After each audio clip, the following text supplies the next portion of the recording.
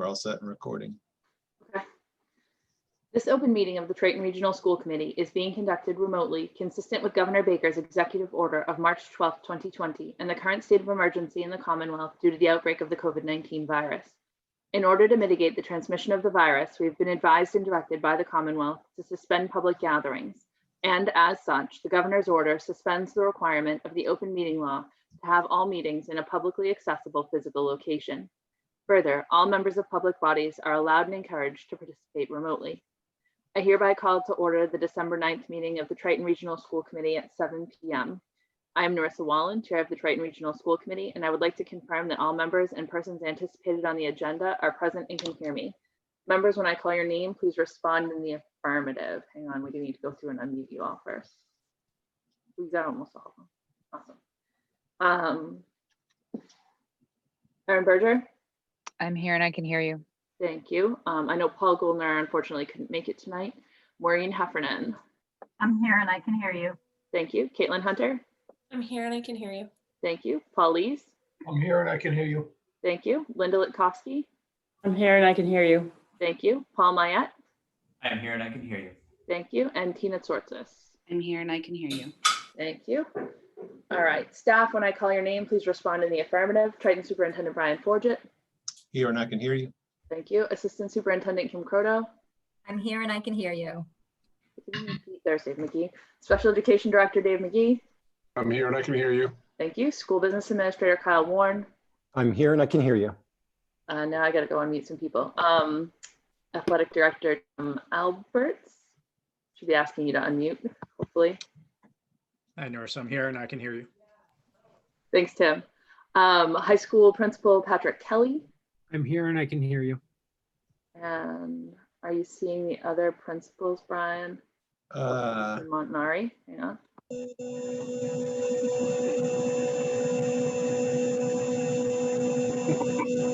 What that sound is. I think that was Jim saying he's here, you can hear you. And then Okay. Al McCrae is also here. I'm here. I'm here and I can hear you. Thanks, Jim. I mean, thanks, Al. And is Beth Biendo? I believe I saw her. Yes. Beth, you should be getting a prompt to unmute. I am. I'm here and I can hear you. Thanks, Beth. And unfortunately, Pine Grove School Principal Nicola Perrier couldn't make it tonight. For this meeting, the Triton School Committee is convening remotely via Zoom using the information posted on the district's website identifying how the public may join. If you are personally attending by video conference using your device's camera, please be aware that others may be able to see you. Committee members and administrators, please remember to mute your phone or your computer when you are not speaking. All supporting materials that have been provided to members of this body are available on the district's website with the agenda posting unless otherwise noted. The public is encouraged to follow along using the posted agenda. Each vote taken in this meeting will be conducted by a roll call vote. Please note that this meeting is being recorded and that anything you broadcast will be captured by the recording. All right, so welcome to the December 9th meeting. This is the district's regular December business meeting. Just a few quick things. Congratulations out to the National Honor Society inductees that were inducted last night. I wanted to do a quick recap of kind of where we're at tonight because I know there has been some confusion about that. So at the last meeting, the school committee voted to have the district transition to remote learning. That's through January 4th. And the high-risk learners or high priority learners are will be staying in during that time. There will be no learning model vote tonight. That is not on the agenda. There will be a vote on, let me see what the official term is. Sorry, too many pieces of paper tonight. Middle school, high school, winter athletics, and the visual and performing arts program participation tonight. So I know there was some confusion around that one. Just a reminder again, we're going to ask the audience to mind your P's and Q's. We have had incidences in the past with videos on with some unfortunate behavior, and we will shut down video, we will shut down audio if we need to do that. We would like to believe that we can trust in people to do the right thing here. But if we do have to shut people down, we will. The next section on the agenda is oral communications from the public. I'm going to read aloud quickly the notification on that. The next item on the agenda is public comment. Members of the public, the meeting host muted you as you entered the meeting. If you would like to address the committee, please indicate now that you would like to do so, either by raising your hand on your video call or using the raise hand option on the participant screen. The meeting host will unmute you so that you can address the committee. Please refer to the public comment policy language on the agenda when making your comments, and remember to speak clearly and in a way that helps generate accurate minutes. When you have finished speaking, the meeting host will mute you again. And I'll read aloud the public comment language from the agenda in case you don't have that in front of you. Members of the public may address the committee for up to 3 minutes longer with the permission of the chairperson. The committee will not engage in a discussion on topics raised during public comment, but may choose to add the topic to a future agenda. This agenda segment will be limited to 15 minutes unless extended at the discretion of the chairperson. And as we have in recent past meetings, I will extend that to 30 minutes if we need it. I know last time we didn't actually run into using all that time, I don't believe. There is 3 minutes that will be allotted to each person that wants to speak tonight. When you have 1 minute left, so you've gone through 2 minutes of your time and you have 1 minute remaining, I'll give you the 1 minute sign. When you have 30 seconds left, I'll do this. And at 3 minutes, unfortunately, we have to cut people off because that's the fair thing to do, is to give everyone equal time to speak. So let me just get my timer up. All right. So I see a couple of hands. Karen is the first one. Karen, I'm going to prompt you to unmute. And it looks like you should be all set. Can you hear me? Yes. Good evening. My name is Karen Piscatelli. I am a mother of a junior in high school. I am concerned from last week's meeting where there was a stated 200% increase in failure rates across the high school division. I believe this really needs to be looked at. I think that part of it, no, all of it is due to the fact that we are remote and remote only with no recourse whatsoever. In my eyes, you are failing these kids in their education. You are letting their GPAs slip away.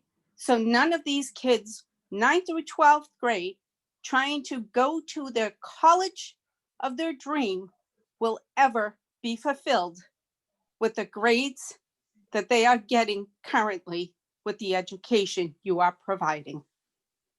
I understand you give your all, but right now, Triton is failing these children. Thank you. Thank you. All right. The next one is Kyle. Kyle, it should be asking you to unmute. Hello. Thank you. Hi. My name is Kyle O'Doy. I'm a senior here at the high school, and I'm on the boys varsity basketball team. And the main part of what I want to convey to those of you on the school committee is that just coming from a student standpoint, I feel that we've done what is necessary to earn your trust, and we should therefore be allowed to participate in winter sports. In the multiple weeks that Triton was hybrid, and even the weeks before at the beginning of the year when we were remote, there were minimal positive tests popping up throughout the high schools and the schools below it as well. I feel a major contribution to that was the actions of the students throughout the district. From the start of the school year, despite what others may think, we truly took this virus seriously. For athletics, because I stated that I was a basketball player, we had games all throughout the summer and fall in separate leagues, and throughout both seasons, we followed all the necessary guidelines, we conducted self-exams, and not one of us contracted COVID. I know I've been talking to some friends on the hockey team, and they've done the same. They've been practicing since summer, and not one of them has been contracted COVID because they've been following the necessary guidelines. Not only does this prove that we can be trusted, but I also think that it shows that we can run winter sports effectively and safely. And then back to schools, because I know obviously a big concern is not just how the disease spreads student athlete to student athlete, but also student to student. And so I just want to talk to the multiple times that I was in the building. I personally did not see one student break the rules. We followed all the necessary guidelines again. And as for things like parties or things that might be considered like super spreaders, there have effectively been none. And I mean, that's just a huge reason why we stayed in hybrid for so long as we did. The only true time we saw it begin to spread was within these last few weeks. And that's when students' decision making was taken out of the picture. And instead, I feel that it was more of a family decision to get together with other family throughout the holidays. And that I feel that accounts mainly for the rise in cases when you compare the two times. So I just feel that coming from a student, when the opportunity presents itself to make the right decisions, we students have been continually taking it. And I feel that we deserve the respect and trust of you all to conduct winter sports. Thank you. Thank you. All right, Martha is next. Should be asking you to unmute, Martha. Yep, hold on. My name's James Tatro, and I'm a senior at Triton High School as well, Kyle. I'm on the varsity boys hockey team. And at first, when we started remote, it was tough. But when we switched to hybrid, a lot of us didn't think it was going to be a great thing. And it turned out to be good. And then sadly, you guys took that from us. And I feel that it's not fair if you take away our senior year of sports as well. I think you already took the fact that we can go into school and like see our friends and stuff. So to take away sports would just be a downer. And I think it's unfair as well because these 4 years of high school are just like memories made within everyone, friends, teachers. And I feel like sports are a big part of that. And especially the fact that after 4 years of the hard work that you put into every sport, you get called out and recognized as a senior. And I think it's just unfair if like you play those 3 years and then all of a sudden you just can't play your senior year and just ends like that. So I'm just going to add to that. I've already shared with you my thoughts. To speak directly regarding the boys hockey team, I'm going to tell you right now, this group of kids have played together since they were 6 and 7 years old. This is a group of boys that only a couple have chosen to leave the Triton School District and go elsewhere. They wanted to play for and wear the Triton blue. That is what these boys wanted. It is something they have longed for years, to represent Triton at the high school level in hockey. This group of boys went to the North Finals last year and represented Triton incredibly well. That is already taken away because the state has decided there is no MIAA. Please just don't take the regular season away. And what I hope is a Cape Ann League tournament. That's all I'm asking. Just don't take it away. Thank you. Thank you. Mary is next. Hi, Mary Anastasio from Byfield. I'm a mom of a junior as well. And I wanted to basically point out last week's 3 folks talked, and I think Martha, you were one of them, that thanked the committee for the decision to stay hybrid. I also want to echo that I agree that I think that sports should stay. My son is in marching band and basically that season was taken away. I do want to speak to the fact that last week's 30 minutes allocation for the community to speak was so short, with Wendy, Martha, and Jim only speaking, because we didn't know that there was going to be a vote to go fully remote. I went back and re-listened to some of the committee meetings, so I think we all should do that. I think that's important to do. Part of the decision, I think, to go remote was taken away from the community and also from the superintendent. And I also think that the effective streaming is really not effective. I think that was mentioned on an 11/24 meeting by, I think the woman's name was Jackie. Full remote is effective streaming. It is not effective. The hybrid in-person is more effective. I think some parents that are on this, and of course members of our community as well, the school committee, has heard of a poor boy up in Maine, Spencer, anyways, who the isolation got to. He was a football player. Do not take these sports away from these kids. And as soon as possible, we should go back to hybrid. Thank you. Thank you. All right, Rebecca is the next one. Rebecca, you should be asked to unmute. There you go. Hi there. Hi, can you hear me okay? Yeah. Okay. My name is Rebecca Burrell. I'm a parent of a Triton 8th grader, and I'm also the new swim coach at the high school. And I thank you for the chance to speak. I wanted to try to give the committee some of my experiences as a coach since July, when the pools were allowed to reopen, to try to give you some reassurance that we really can do this safely. And when you're hearing from these other students saying that they are doing everything in their power to follow the rules and to be safe so that they can have their season, they mean it. They are doing it. We've been in the water since July. We've had 0 cases of transmission between our kids, and that's across 6 pools, 400 kids. They are doing everything in their power. My kiddo that does not like to see, the mornings, was getting up at 5:30 in the morning to go to his practices. These kids need their sports. They've worked hard. They deserve it.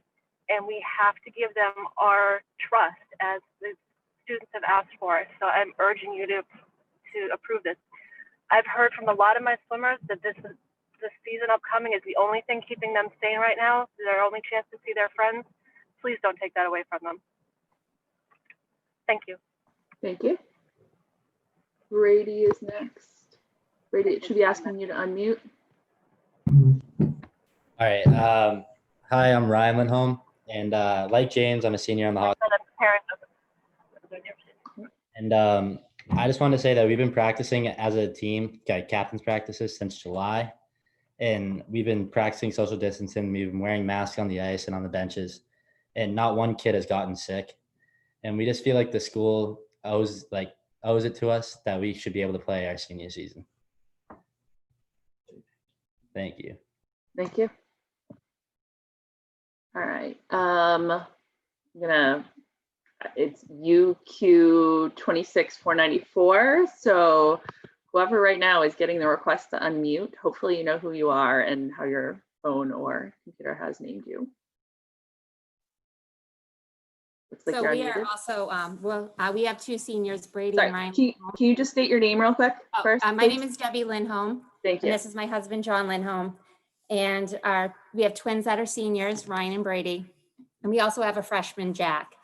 And we just want to say that we have seen these boys practice hockey on and off the ice since July. They've practiced social distancing. They've done everything they can to have this season. They're not hanging out with friends. They're doing everything they can just to have this opportunity to play. And we just want you guys to really consider their mental health. And I know I'm getting choked up, but I just really want you to consider their mental health when you make the decision tonight. Thank you. And I'll just add to that real quick. So I'm a baseball coach and a hockey coach within the Triton community. I've coached 70 baseball games since July with all Triton-based kids traveling all over Massachusetts. Probably ran 20 practices safely. And then also our boys have played on 2 hockey teams since September, nonstop through the fall. So my point is that we've been doing this outside of the school district safely, within the confines of our own community very safely. And this is an outlet for these kids to express themselves, to present themselves with their peers and their friends. And the opportunity taken away so far has been tremendous since last March. It would be a shame if we took away their senior season of hockey, basketball, cheer, and everything else that goes along the winter sports. I'm begging this school committee tonight to do the right thing and really think hard about everything that I just said. 70 games, 20 practices, 4 hockey teams, not a single person, coach, parent, child, became ill during that time frame. Thank you very much. Thank you. All right. Bob is next. Bob, it should be asking you to unmute. Evening, everyone. I just want to pause and just let you know. Sorry. That, can you identify yourself first, please? Apologies. Bob Barrows, parent of 2 children in the Pine Grove school system at 1st and 3rd grade. And I just wanted to reiterate thanks to the committee and to the superintendent for all your efforts. I just want to pause on that. Again, we understand that you're very committed to our children, and just really want to reinforce thank you for all your efforts. And really, we truly believe that you do care about our children and the students. And I just want to reinforce that amongst all the comments and the inputs that are being sent to you. And then just reinforce some of the communications that I've sent, some of the communications that I've sent through email and whatnot, just to reinforce that I do believe that this is not these are not decisions one way or another, day 1, day 2. We're in month 9 of impact, and that's just 9 months of school impact on our children. And this is going to go on for months ahead, regardless of what happens in the community, regardless of what happens with the vaccine and whatnot. We're looking at 6, 7, 8 more months, and these children are suffering. The remote learning is not delivering. They're very challenged, and we're seeing it getting worse every day that goes by. And might just reinforce the things that I've sent to you to really think about and to really focus on how we make changes today and tomorrow and the next day to improve that for the children. Thank you. Thank you. All right, and Emily. Emily, you should be getting a prompt to ask you to, there you go. Looks like you're unmuted. Good evening. My name's Emily Apt. I have 2 boys at high school. One's a freshman, the other's a junior. I know this is kind of geared towards the sports and stuff, but I feel like I had a point to make that was pretty important. I'm speaking on behalf of nearly 300 parents who signed a petition to rescind the school committee's motion from last week to go remote till January 4th and further shift control to Superintendent Forget and his administration. I was going to read the petition, but it's kind of long and I don't want to take up time from anybody else. So if you're interested in it and if you haven't seen it yet, I'm happy to share it. I think it's important to point out, by only using Facebook as the platform to share this petition, we have almost 300 signatures within a 5-day frame, which kind of shows you where people are standing on this. Community spread seems to be a very important factor in your decision making. I'd like to point out that surrounding communities have higher or comparable community spread transmission rates, yet they continue to prioritize their students and remain in a hybrid model. Private schools in this area are in person as well, and not seem to be seeing the outbreaks. We request that you follow guidance laid out by the Department of Education, the CDC, Governor Baker, Dr. Fauci, and the medical professionals that in-school learning should be prioritized and occurring. The failure rate at the high school has almost doubled and is further evidence that the remote setting is just not serving to give our students adequate education. In closing, your last vote to go remote till January 4th is not in line with the guidance set forth by the Department of Education recommendations, CDC's guidelines, scientific data regarding COVID and its spread. You've gone against recommendations from the health professionals, the superintendent, the administration, and your constituents. The Department of Education has issued guidance prioritized in-person learning. The social and emotional problems we're seeing in our children will have lasting effects well past this pandemic if it isn't resolved quickly. Thank you. Thank you. And if you have a document, I mean, we haven't seen anything, so. Okay, happy to share it. Thank you. All right, and it looks like there's one more that we can fit in here. Deb, you should be receiving a request to unmute. Looks like you're set to go. Great, awesome. Hi, everybody. Thanks so much for squeezing me in. My name is Deb Marinello. I have 2 seniors at the high school. I, as always, want to thank the committee for doing everything that you're doing. I know you didn't sign up for this, and well, none of the answers are good answers, so we're all kind of doing the best that we can, I think. I want to speak on behalf of the winter marching program and the performing arts programs going into the winter season. I know that there are decisions to be made tonight around winter sports, and the winter marching programs will also fall in line there. I have 2 kids. You may know I have 2 kids who are both in the performing arts programs, and these kids lost all of their opportunities to perform. All of them. They lost their fall marching program. They've so far, it looks like they've already lost their fall and winter theater program.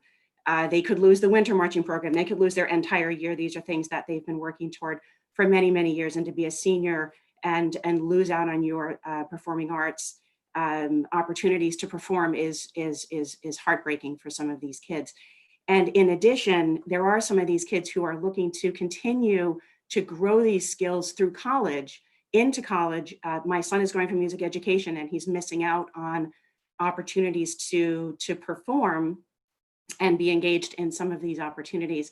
And that's really impacting, you know, his audition abilities and things along those lines. So there's so much more that's baked into this. And I'm sure that there are also kids in the sports programs that are also looking to continue through college, and they're losing out on opportunity to continue to build that skill.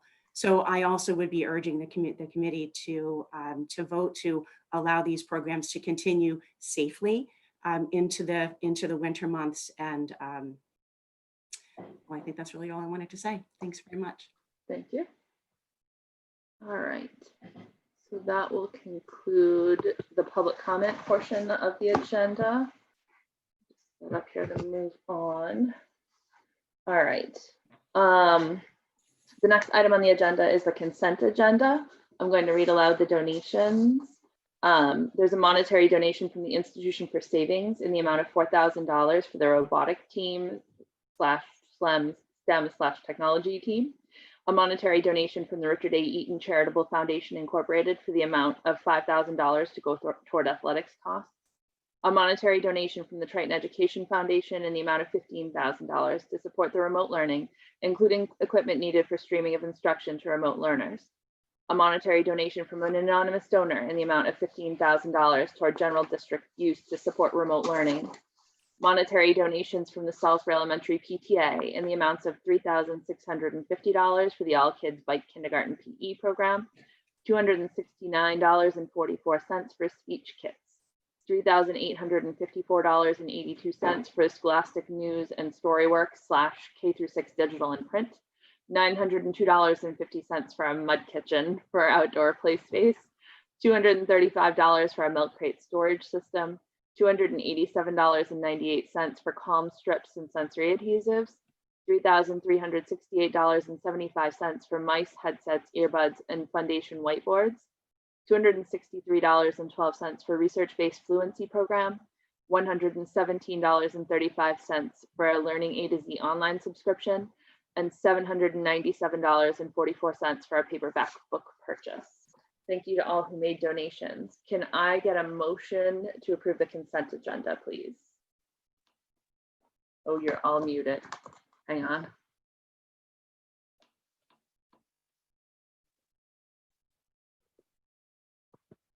Maureen, you should be unmuted, I think. If you want to. Yeah, I'm unmuted. I can make the motion to approve the consent agenda, but I do have a question. Yes. My question is about the Richard A. Eaton Charitable Foundation donation. Just in the documentation that was submitted, it said for intended use to see the attached letter, but there was no letter. I may have missed it. It was a very large 435-page packet, but I just was curious as to what it means it's going to go towards athletic costs. So that's actually an annual donation from the Richard Eaton Foundation, and it goes to offsetting user fees for students. So that's the general, and that's to every school in the area. Sometimes that's been used to provide the athletic, I forget the exact name, in the library where students would go to work on academics in between practice and such. So it's been used between the two. Obviously that's not going, so it'd be used to offset fees. Okay, thank you. Madam Chair, I'll second the motion. Thank you. All right, any further discussion? All right, I know I'm missing a few people to unmute here, but we'll work our way down the list and I'll find you as I need to. So it's a roll call vote. Erin, muted. You'll find her.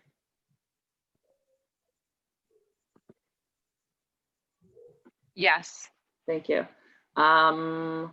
Maureen? Yes. Caitlin? Yes. Paul-Lise? Yes. Linda? Yes. Paul Mayette? Yes.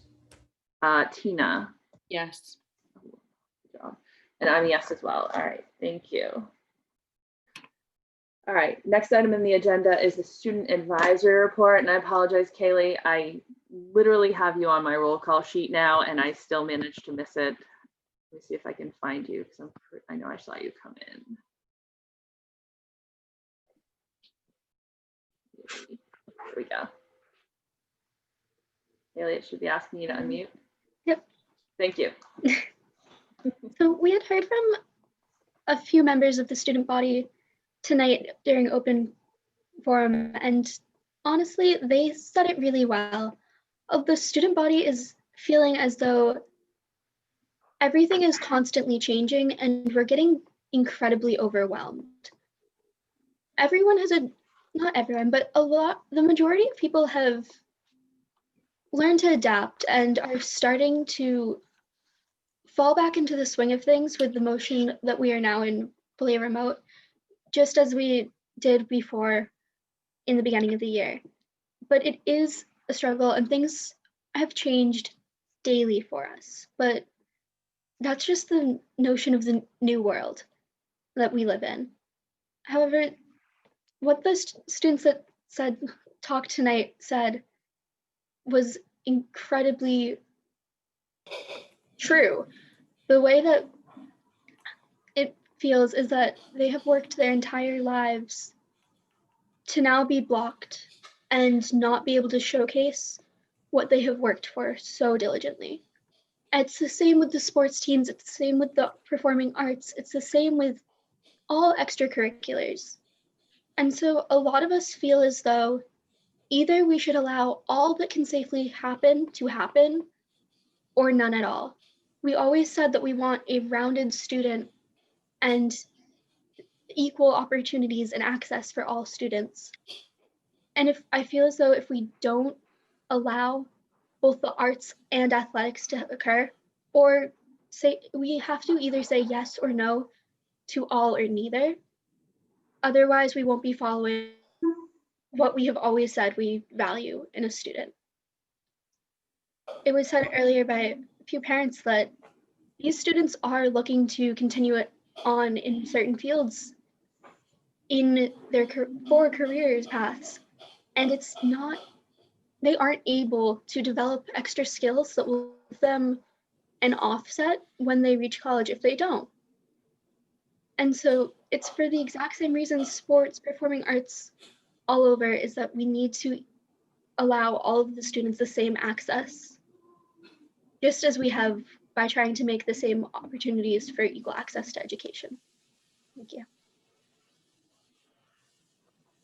Thank you, Kaylee. Any questions from the committee for Kaylee? All right, thank you again, Kaylee. Are you intending to hang around tonight for the rest of the conversations? Yes, all right, thanks. Just so I know to look for you. All right, next up is new business. Does any of the committee have new business to raise? Maureen?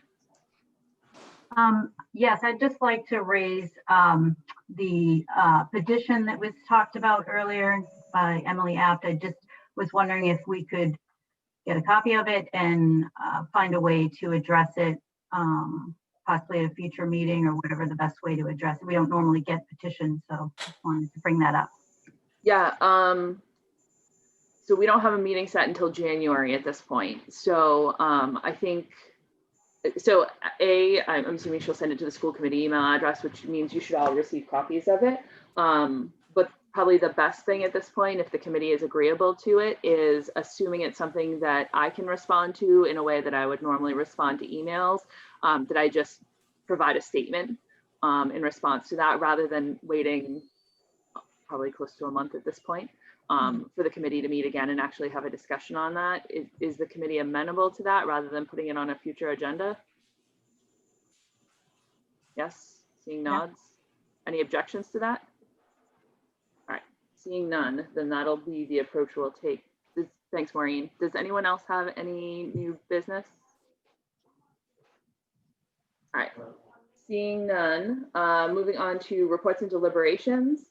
The next item is survey results, hybrid learning and remote academy. So I will say if you haven't taken a look through these are in the agenda packet that's posted on the website. As Maureen said, it's 400 odd pages this time, and that's in large part to all these survey results being on there. We have the principals with us tonight, so I believe the superintendent is going to kick this off.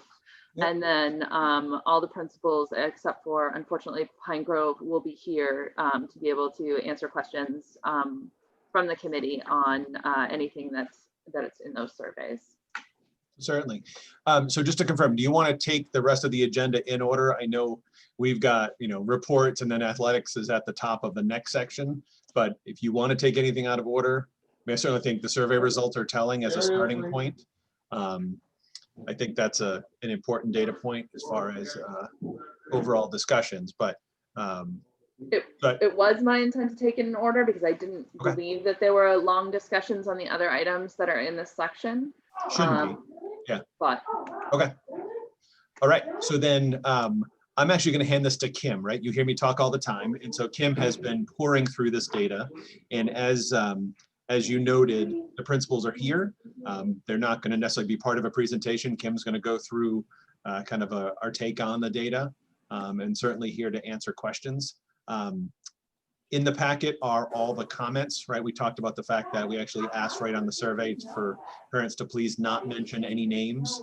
And largely, there was some, certainly you saw some blacked out redactions, but the vast majority were name free. So we're able to provide the entirety of those comments. So just to confirm, you've got multiple sets of data there, but it's 3 separate surveys. It's a student survey at the high school for all students, 1 survey all students. Then you've got a remote academy family survey and a hybrid family survey. And for each of those 2, the hybrid and the remote, for the family survey, you've got an elementary, middle, and high school breakdown by each of those. So I'm going to have Kim, we're obviously not going to, we'll go through 250 pages of a report, but Kim's going to take you through the high level details and what we learned from that data. Okay. Brian, can you do share screen? You just did it. Okay, perfect. Thank you.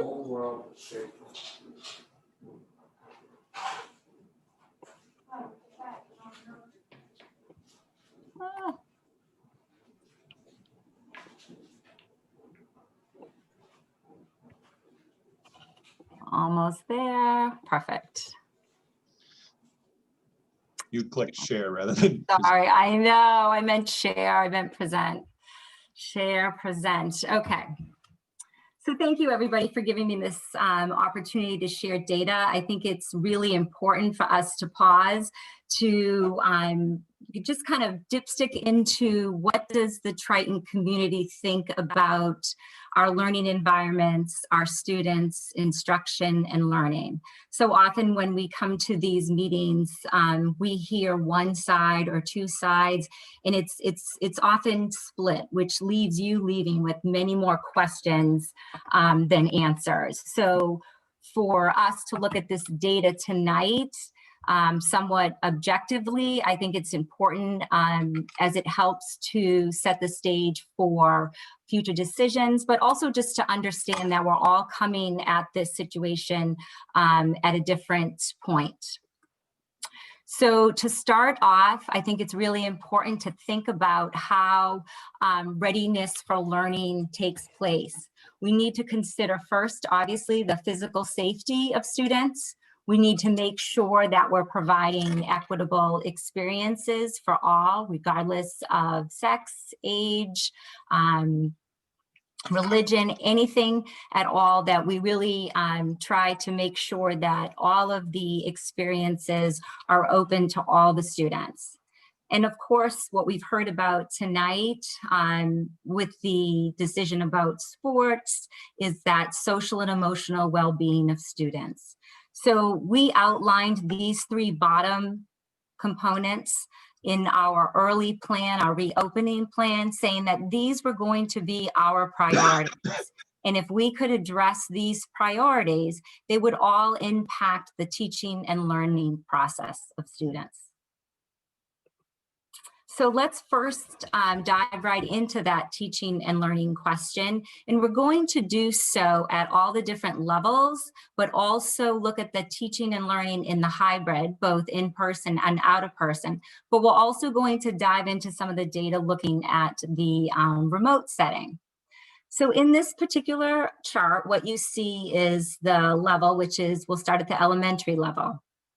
The percentages were a combination of satisfied and highly satisfied in the data. The data represents almost 50%. I think, Brian, you said 40, 45% of the population who was able to answer these questions.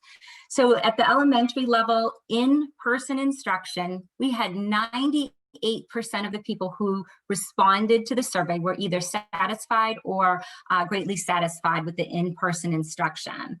And as far as the remote instruction, so those were the days where students were not in person, but they were at home on their off days, 71%. So obviously it was lower, were satisfied with the remote hybrid instruction. So you have those two columns that represent the instruction. Then when we asked the question about learning, we had 86% of the parents that said that they were satisfied with the students' learning based on both of those two environments, in person and remote. And so I think that's telling about the hard work that all of our teachers are putting forth during these challenging times, as well as overcoming many obstacles. I also want to say not just the hard work of the parents, but also the hard work of, not just the hard work of the teachers, but as the parents as well, because we know students at that age really need the support of parents to work through the curriculum, and they become partners in that teaching and learning process. So moving down to the next level, we look at the middle school, and we have almost the same percentage, 98% of the parents were satisfied with the in-person instruction. 87% were satisfied with remote hybrid instruction. Again, we see a similar trend that we did at the elementary level. More people obviously are satisfied with in-person instruction, but we see a really high satisfaction in just the hybrid learning.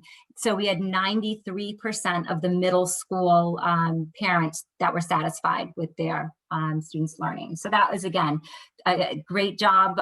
Everybody working through many challenges at all ends, but that was also numbers to celebrate. As we move to the high school level, flipped ahead. As we move through the high school level, we see that 87% of the parents were satisfied with the in-person instruction, 65% were satisfied with the remote hybrid instruction, again, at a lower rate. And then as far as learning, we had 74% satisfied with the students' learning. And we're going to talk about some of the reasons why those numbers could be lower at the high school. The teachers are working just as hard, trying to do what they can to engage students, but there are many other factors that I think impact high school students that don't necessarily impact the younger students. And we'll talk about that in a second. Before we move on, I would like to share the data that the students, so Principal Kelly had developed with his student council a survey that was sent to the students. And so from the students speaking, we had 75% satisfied with the in-person instruction, 60% satisfied with the remote hybrid instruction, and 63% of the students believed that they were making academic progress. And I do believe that that is a number that is very reflective about the students' ability and know-how to really kind of be reflective and figure out where they are in their learning. So we're going to talk about some of these numbers a little bit further on and what are some of the ideas that we believe are impacting these numbers, as well as talk about some of the solutions that we have. So this was the hybrid. I'm going to go to the next screen. And we're going to look at the remote academy. So again, we have the 3 different levels represented, and then we have just instruction and learning, since all of the instruction is in the remote setting. At the elementary level, we have 94% of the parents that are satisfied with their students' instruction. And as far as learning, we have 90% of the parents satisfied with their students' learning. So very high satisfaction rate at that level. At the middle school, we had 82% of parents satisfied with their students' instruction, and their learning was at 88% of parents satisfied with their students' learning. So I thought that one was a little bit interesting. They were happier or more satisfied with the learning than they were the instruction. So at the high school level, we know that the remote option for them is really about a self-paced curriculum. It is not delivered live. We do have some classes that we're able to live stream, but there are certainly classes that are really module set up. We have supports in place, but it is not the same learning environment that the middle or the elementary school children are experiencing. So we have 47% who are satisfied with their the students' instruction, and then 60% of the parents are satisfied with their students' learning from that experience. So again, some lower numbers with satisfaction. I do want to, because somebody had mentioned about the increase in failures, that we see failures across all the different learning environments. We see an increase in failures for the students who are coming every single day.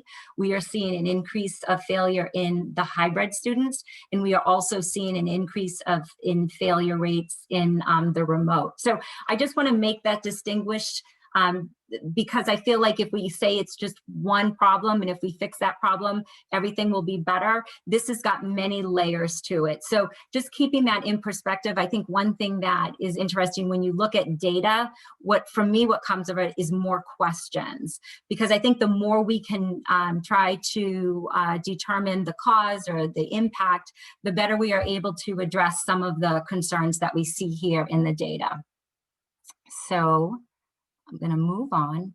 So what does the data tell us about teaching and learning? Well, I just shared that, and certainly there's areas that we are doing well, and there are other areas that we are concerned about. And when I say we, I mean teachers, principals, parents, and even students. So let's unpack a little bit what the survey said about the physical safety, the equity issue, and the social and emotional well-being. Because as I stated earlier, all of these three factors are going to play into that teaching and learning process.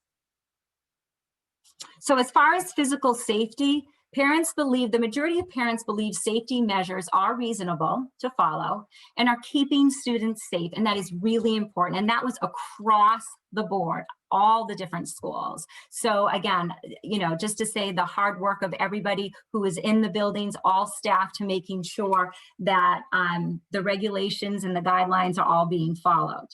But on the other hand, when you ask high school students, they have a different perception. Even though these guidelines are being followed at all the different schools, including the high school, 58% of the students believe the safety measures are keeping them safe.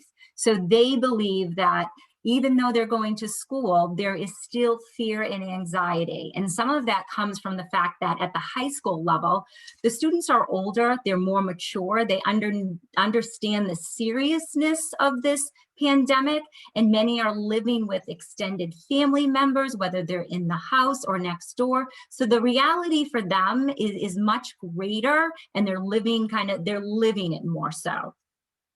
And actually 54% of the students believe that students are following the safety measures. So if 54%, that means you're almost talking about half of the students they believe are not following the safety measures. And again, maybe what they're seeing outside of school is impacting their anxiety and fear as they bring it into school. So all of those things, when you think about how safe am I, that is going to impact a student's ability to learn and to grow in that particular environment. And I want to say, when we were at the highest peak of getting some of these numbers in as far as quarantine or COVID cases, at one point we actually had more students out of the school at the high school than we had in the school, and that was by choice because of that fear of that physical safety piece. Again, that is not because it wasn't safe, it was physically safe, but it was because that anxiety that the student was bringing with them based on other circumstances.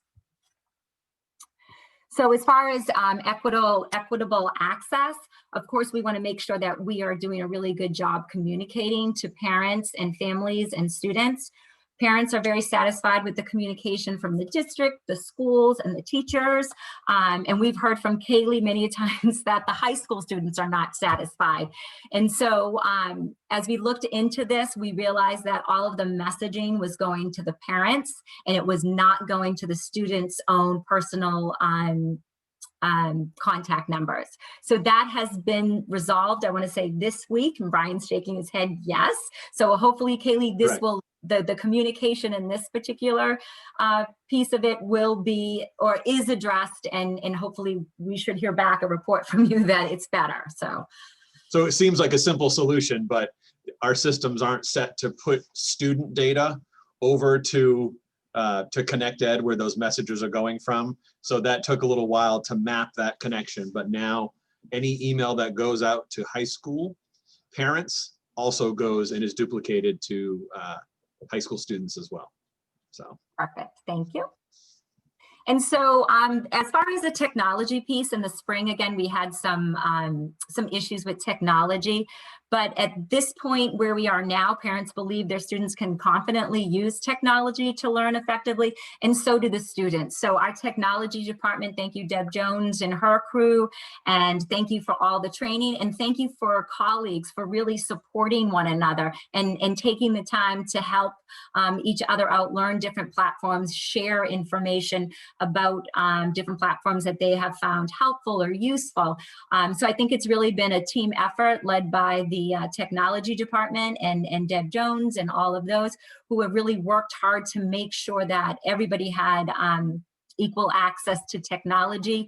We certainly got many more hotspots this year out to folks at a faster rate. And I want to say the new Chromebooks are up and running and either are going to be in the hands of students this week, if not already. So working around the clock, and we had, like I said, great satisfaction in the technology department. Oops.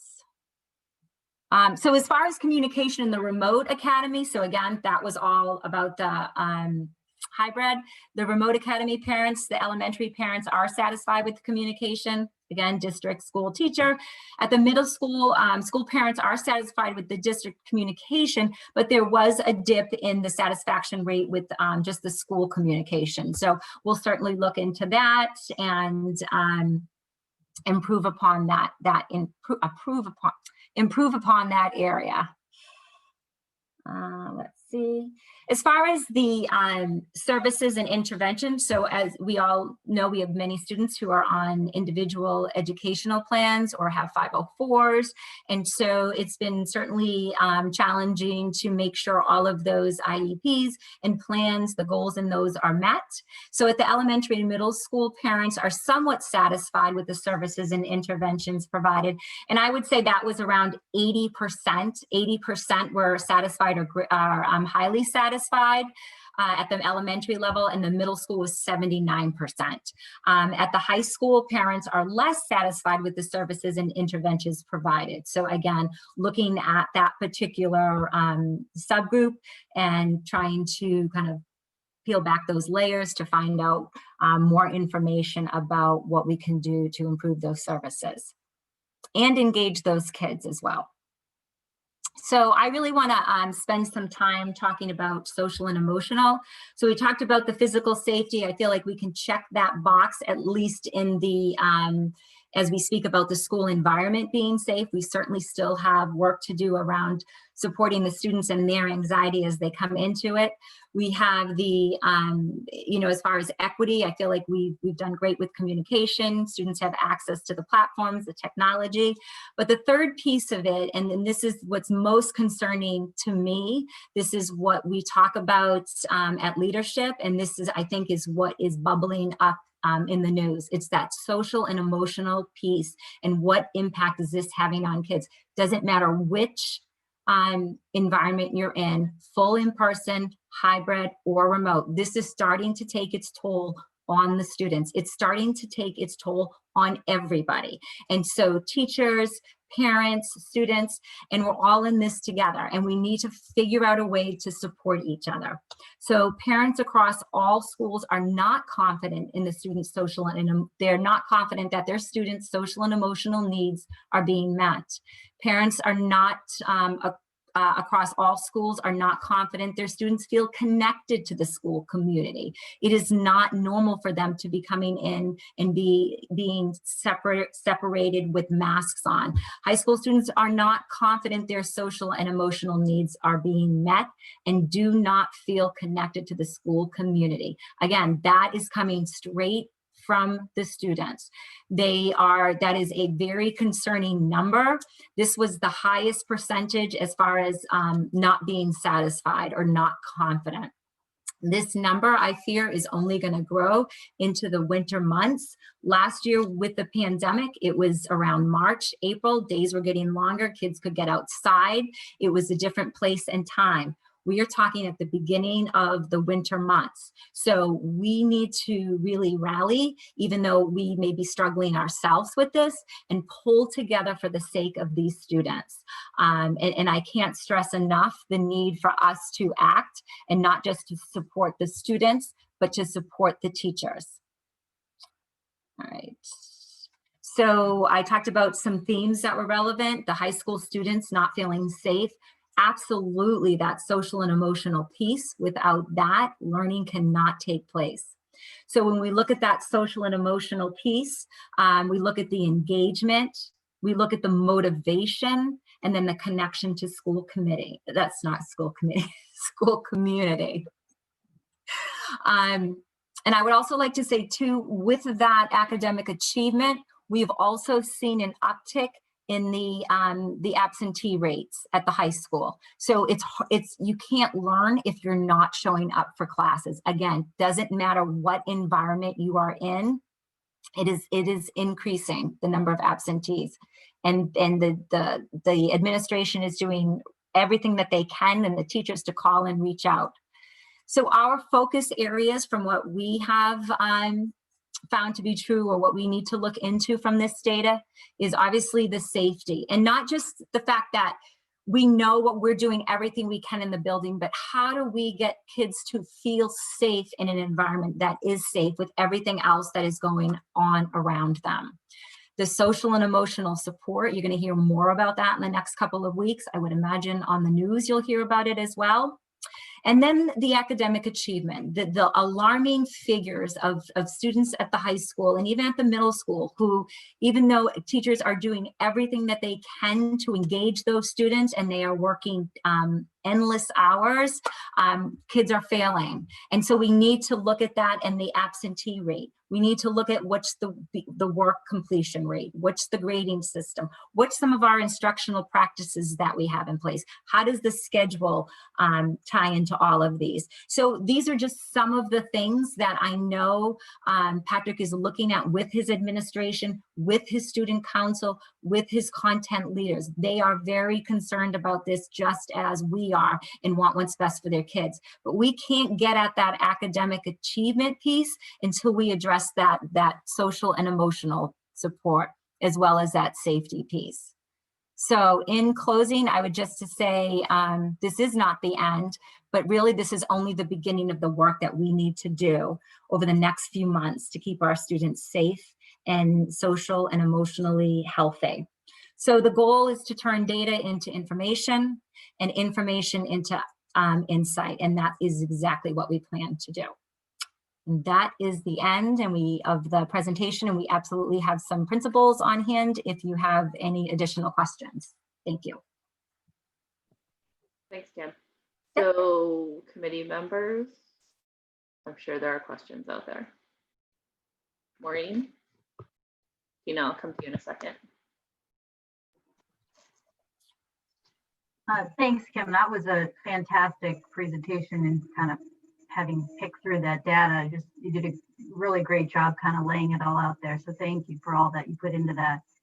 I guess I have a couple of questions just on the remote academy numbers. And I know it's early and you're just sort of starting to pick apart that data, but at the high school level, like, have you figured out a way to address some of the concerns? I mean, those numbers are concerning, how parents are unhappy, you know, with that model. So I will say that 70% of the students who went into that Florida virtual school were already having some academic issues.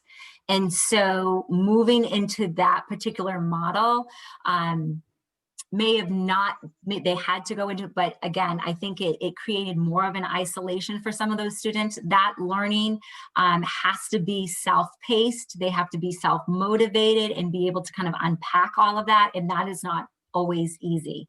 We have since are working with a tutor who is going to be starting to focus in on some of these kids who are failing and making sure that this particular person is not just the content specialist. He's going to help these kids to unpack this curriculum. So he's kind of like that middle person between a teacher and taking that content and then share and teaching it basically, or reteaching it to the kids, as opposed to just, I'm here if you need me for help or I can answer any question. He's going to be delivering some of that instruction that's in those modules to a group of kids who potentially are having a challenging time. Yeah. And then, you know, you talk about the failure rates, and I'm assuming that you'll kind of really pick those apart to see, you know, hybrid versus the students that are in the remote model. But also attendance. I mean, attendance is closely connected to failure rates. So I just think that it's alarming how much it's gone up, but I also think it's important to kind of really look at what the contributing factors are to those rising failure rates. So I'm assuming that that's going to take place when we talk more about it. Patrick. Hang on, Patrick, let me unmute you. There you go. So some of that work, Maureen has already started. So the data that came out for when we first had our report cards go live, and we ran the failure reports directly after they went live.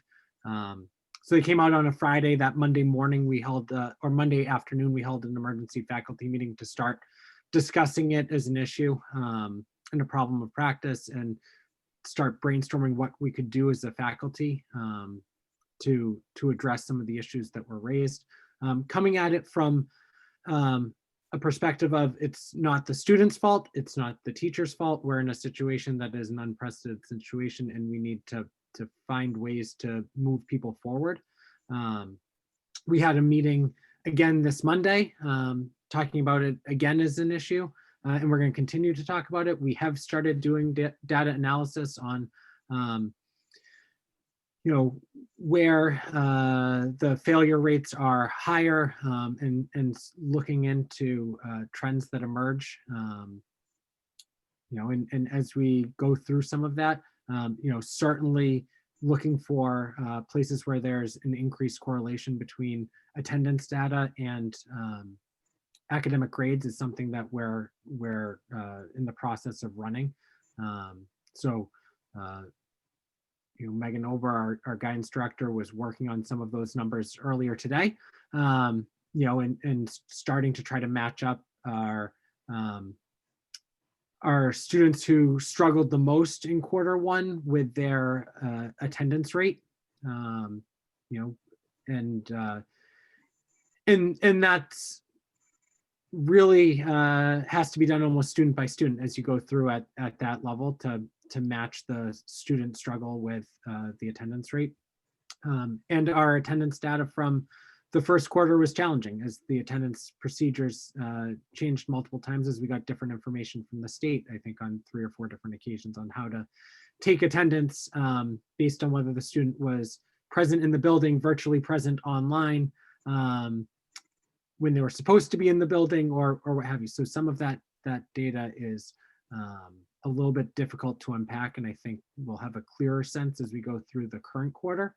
But we're still going to be looking at that, and that kind of deep dive into the data is already ongoing, and will continue to be ongoing as we try to use it to help us shape our response plan. And I would say that the data that we have is not unique either. So there have been multiple national news stories published on this very topic that many of us have seen over the last week or so. In speaking with other area principals, it's something that every principal in the Cape Ann League is reporting as a problem in their building. This is not unique to us. It does not absolve us of our responsibility to respond, but it is something that everyone is struggling with how to respond to the best of their ability. And so we need to find ideas and best practices from other educators across the region and across the country. We need to enlist our students in helping to show up to school on a more consistent basis and to their online sessions on an online basis, and to engage in their learning as they would when they would be in school. We need families to help support their students through this. And there are things that are within our own instructional practices that we need to look at addressing as well. So, those are all things that are on the table that we need to have as parts of our response plan.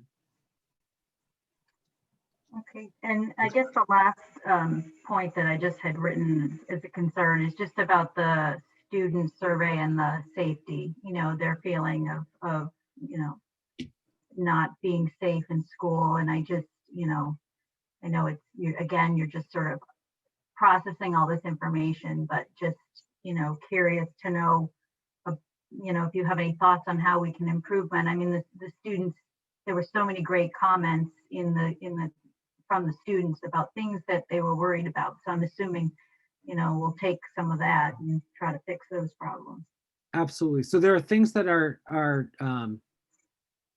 like direct and easy things to fix. And then I think some of what Kim shared is also true experiences for our students. So our high school students, quite frankly, are much more aware of the gravity and seriousness of the pandemic. And they are split, and you can see our high school students are split on the learning model we should be currently in. Almost an even split. I think 54% thought we should be remote and 46 thought we should be hybrid. So our student body is split in what they believe the learning model is, and that split is reflected in their feelings of safety. So those that think we should be in remote, a large reason why is a result of a lack of feeling of safety in public spaces. And I've been in several student parent meetings in the last few weeks where students were expressing their own anxiety about coming into a school building where they are interacting with other students who they've seen pictures of on Snapchat and Instagram out and about with other people in unmasked settings. And then they come in and they're asked to sit 6 feet away from them in their math class, and they don't feel comfortable sitting 6 feet away from someone who they know has been doing something that they wouldn't be doing themselves. And that anxiety is real. And I think a big piece of safety comes back to the feelings our students have about what others are doing in their own awareness of the seriousness of this. So there are things that are tangible things that we can grab onto right away, right? If students feel like we need to have greater distancing in the hallways, that's something that we can make sure that we're out and further enforcing. But what's happening outside of school with the high school kids comes directly into the building as well. So what they're seeing outside of the school directly impacts their feelings of safety when they return to the building. And that is something that's harder for us to be able to control. All right, thank you, Patrick, and thanks again, Kim, for your presentation. You're up next. Thanks. There you go. I think some of my questions were answered by the questions that Maureen asked that Kim and Patrick addressed, but I think that I just wanted to make a comment that I think Kim presenting the information from the surveys in this way with the slideshow presentation is helpful. And I think I'm hopeful that we would see more information like this, especially before we make our decisions, because I feel like a lot of our decisions and our discussions have been based purely off of COVID and cases and metrics and all the work that we did over the summer. And the missing piece that's been frustrating for me in helping me make my decisions is really understanding the impact of the students before, during, and after, versus speculating what's going on and what could happen. So I think that this presentation was really helpful and alarming, right? Because we've been talking about who are the high needs students. I have young children, so luckily for me, mine are considered high needs, so they can still be in the school. But at the end of the day, to your guys' points, the high school students are older and hyper aware of what's going on and understand what's going on, and they're the ones that are suffering the most. And so I just am urging, I know everyone's doing the best that they can, but it's really alarming and scary. So I'm looking forward to seeing what solutions, and I don't want to put you guys on the spot because I'm even thinking in my head, do you think if we were back in hybrid or more in person that it would help them? I mean, it sounds like from what Patrick is saying, you have that split, right? And I think we've seen that split across the board in our votes, in the community, among the students. So that split to me is not really that alarming. It's in line with pretty much everything else we've seen. And I don't know if it's so black and white that you can say, well, if we just put the kids in hybrid and didn't go back remote, everything would be fine. You know, I don't. Patrick is trying to unmute. You got. I just I'm there now. I just. So I think that's challenging because the way the split breaks down makes instruction on the part of our teachers incredibly challenging. So with half our students believing that we should be present in the building for hybrid instruction and half feeling like we should be remote, what we were seeing before Thanksgiving that Brian spoke about at the last meeting was an increase in absenteeism as families chose to hold their students out of school. And the direct result to that is that in some of our classes, their students weren't receiving direct instruction. So they would have their asynchronous days where they would have work outside of school, but they wouldn't be receiving the direct instruction that they would have otherwise had in the school setting. Now, speaking with our program coordinators, I think one of the things that our teachers have done a really nice job of is trying to find more and more ways to have an increase in live instruction. That doesn't mean live streaming every day, but trying to have synchronous instruction that's taking place in almost, not maybe almost all, but in a majority of our classes. I would probably say we're somewhere between 65 and 70% of our classes at this point have live instruction every day for students. So they might be utilizing a flip-flop model where they have, all the classes together to start, and then the teacher meets with the students that are in the remote setting, and then they meet with the students that are in the in-person setting, all within the span of a lesson. Or they, for a number of our teachers, it's, we're going to live stream, or I'm going to leave up my video link so that the student is able to see what's happening in class at any point in time.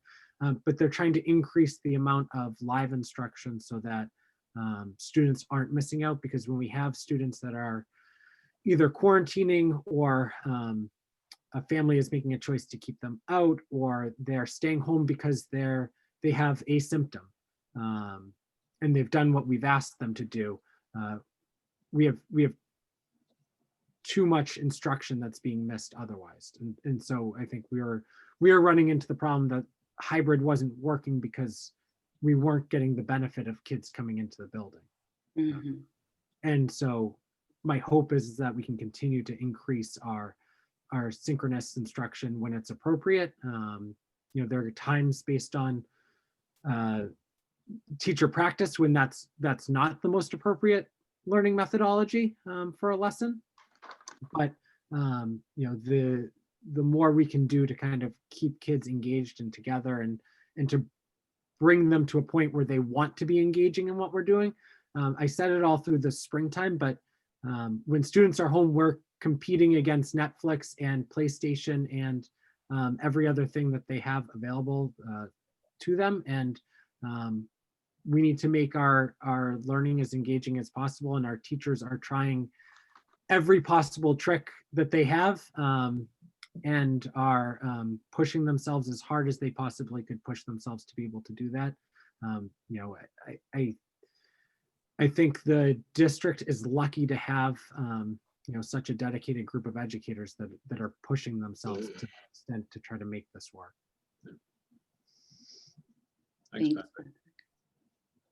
All set, Tina? Okay. Linda, you are up next.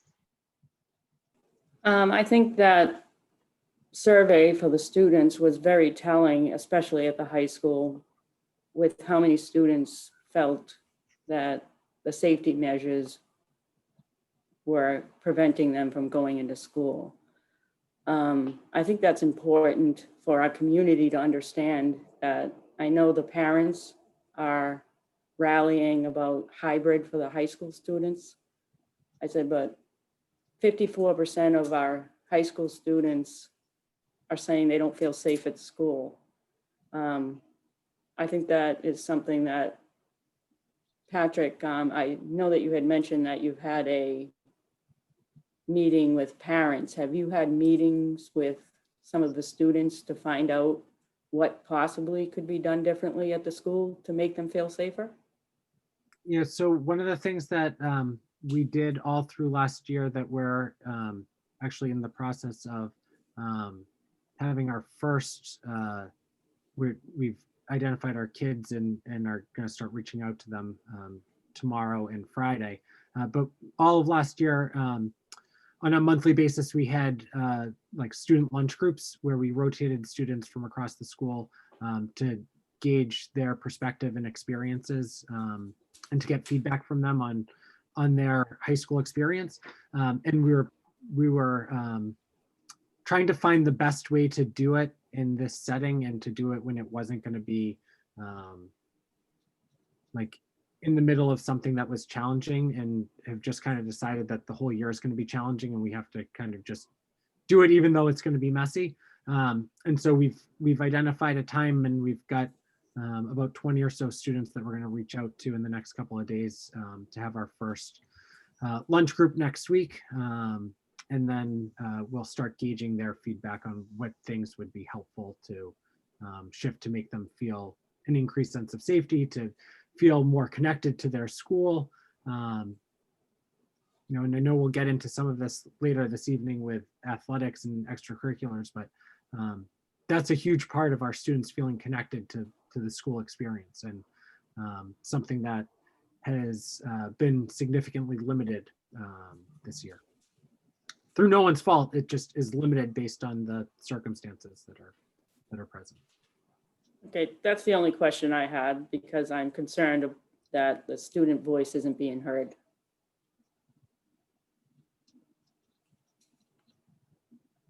Thanks, Linda. And I apologize, I keep missing some of my school committee members. They're falling off my screen. I'm trying to scroll windows. Does anyone else? Erin? 2 seconds. I'll unmute you.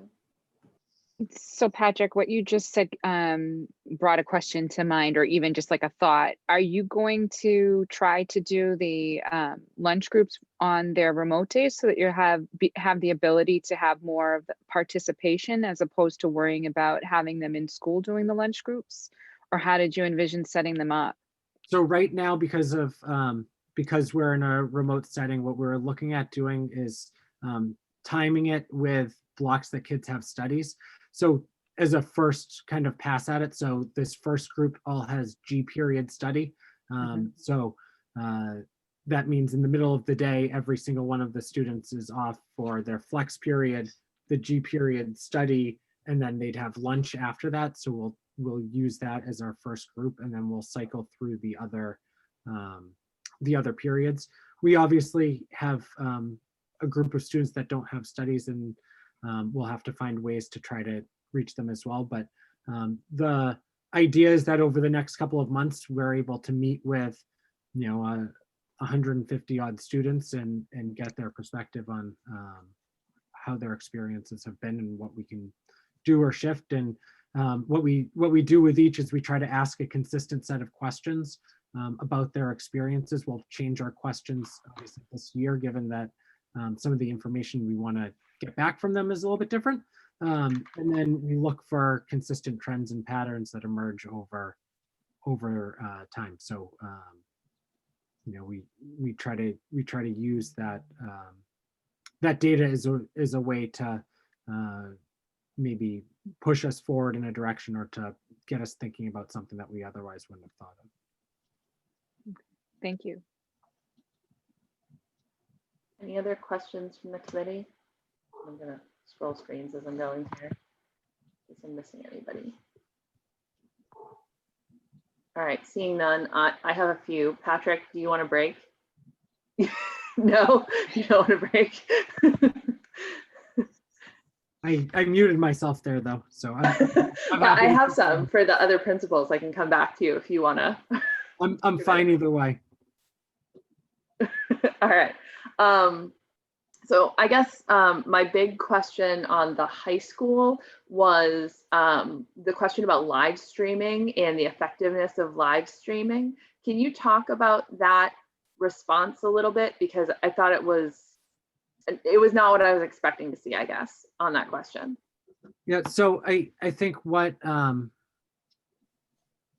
I've heard from students and families and teachers is that there are times when live streaming is really effective, and there are times where it's not. And I think that what I've kind of focused in on recently is the need for us to have synchronous learning opportunities. But I've never thought that we should be dictating how a lesson should be planned or structured, because every lesson isn't conducive to the same type of format.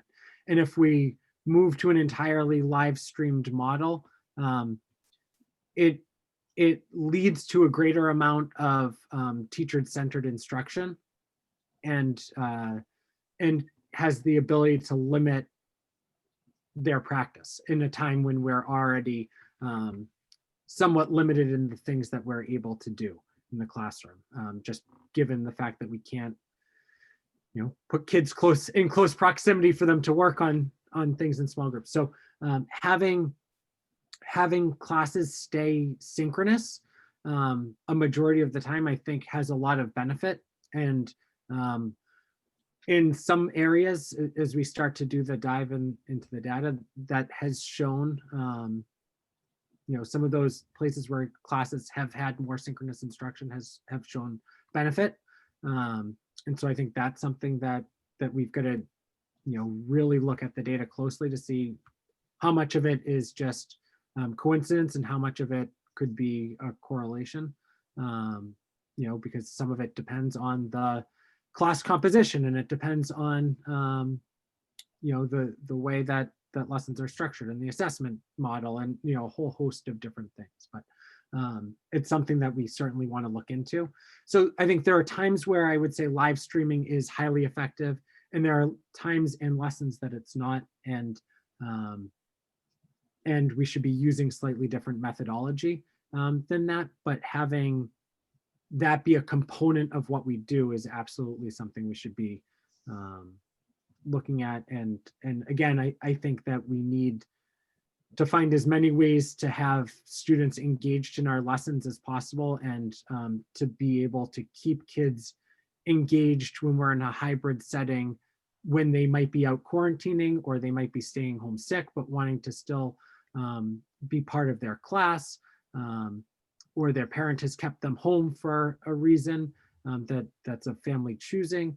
We need ways to make sure that our students aren't being disadvantaged in those settings. And so I think that's one of the things that I know I've presented to our faculty as our problem of practice that we've got to find ways to address, and that I hope that we're able to come to some real solutions around shortly. Thank you. That makes a lot of sense. And I guess I'll just, I don't want to, rehash material that we've already covered here, obviously, but, the concerns about safety that others have voiced and about connections and the social emotional supports there are definitely a concern for me as well. So thank you. Now you can have your break. My next question, I guess, Al, I'm gonna ask you to unmute if you could. Hi. Hey. How you doing? Good. How are you? All right. Living the dream.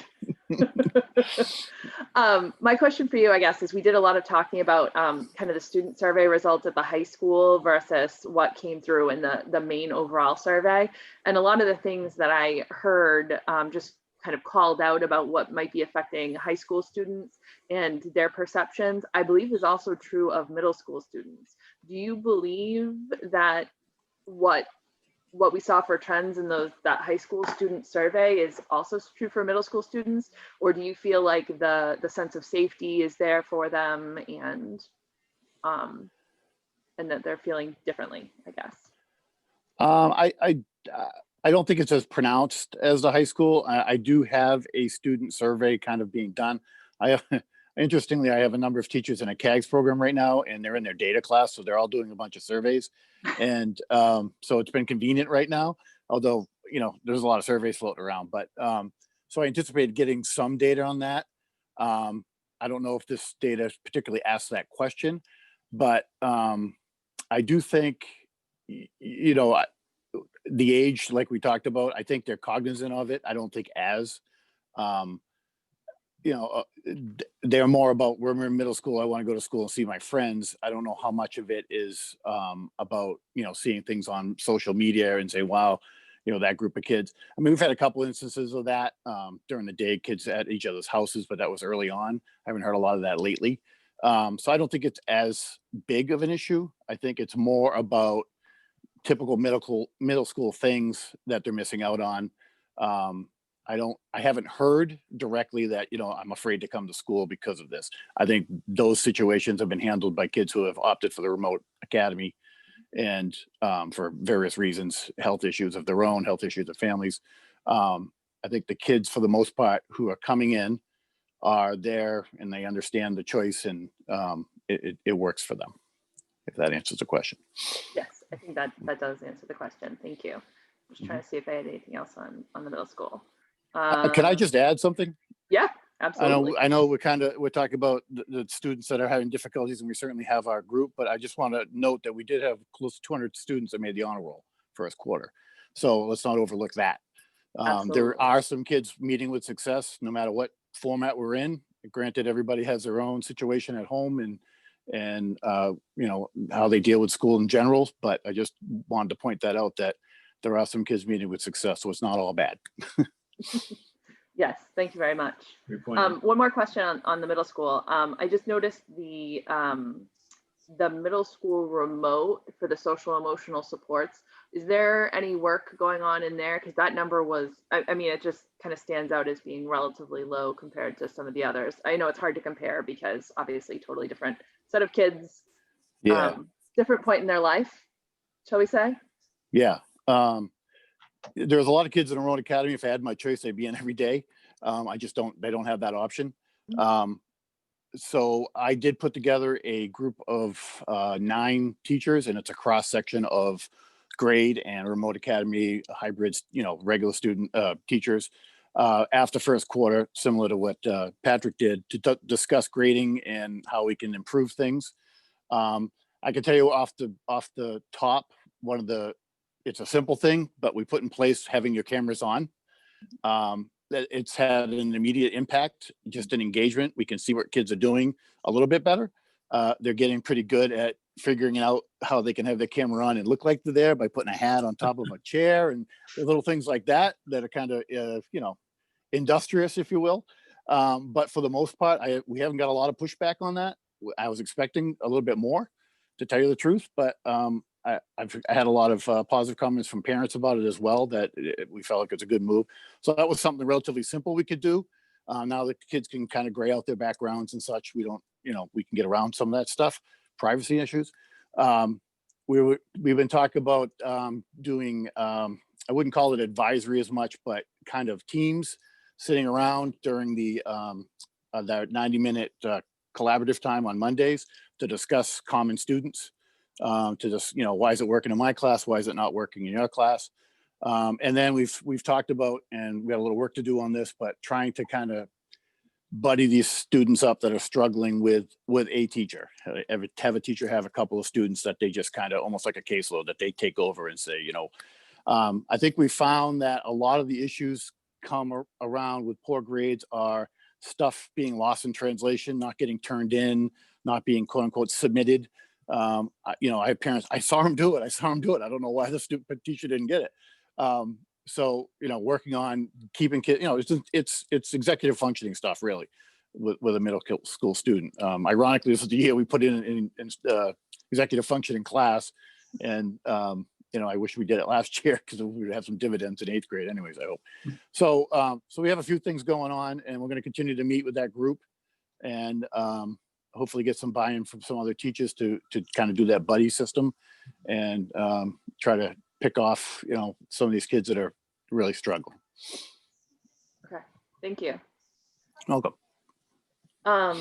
And my last couple of questions are at the elementary level. So I know we have a couple of elementary principals on here. I don't know exactly how you two would like to handle that.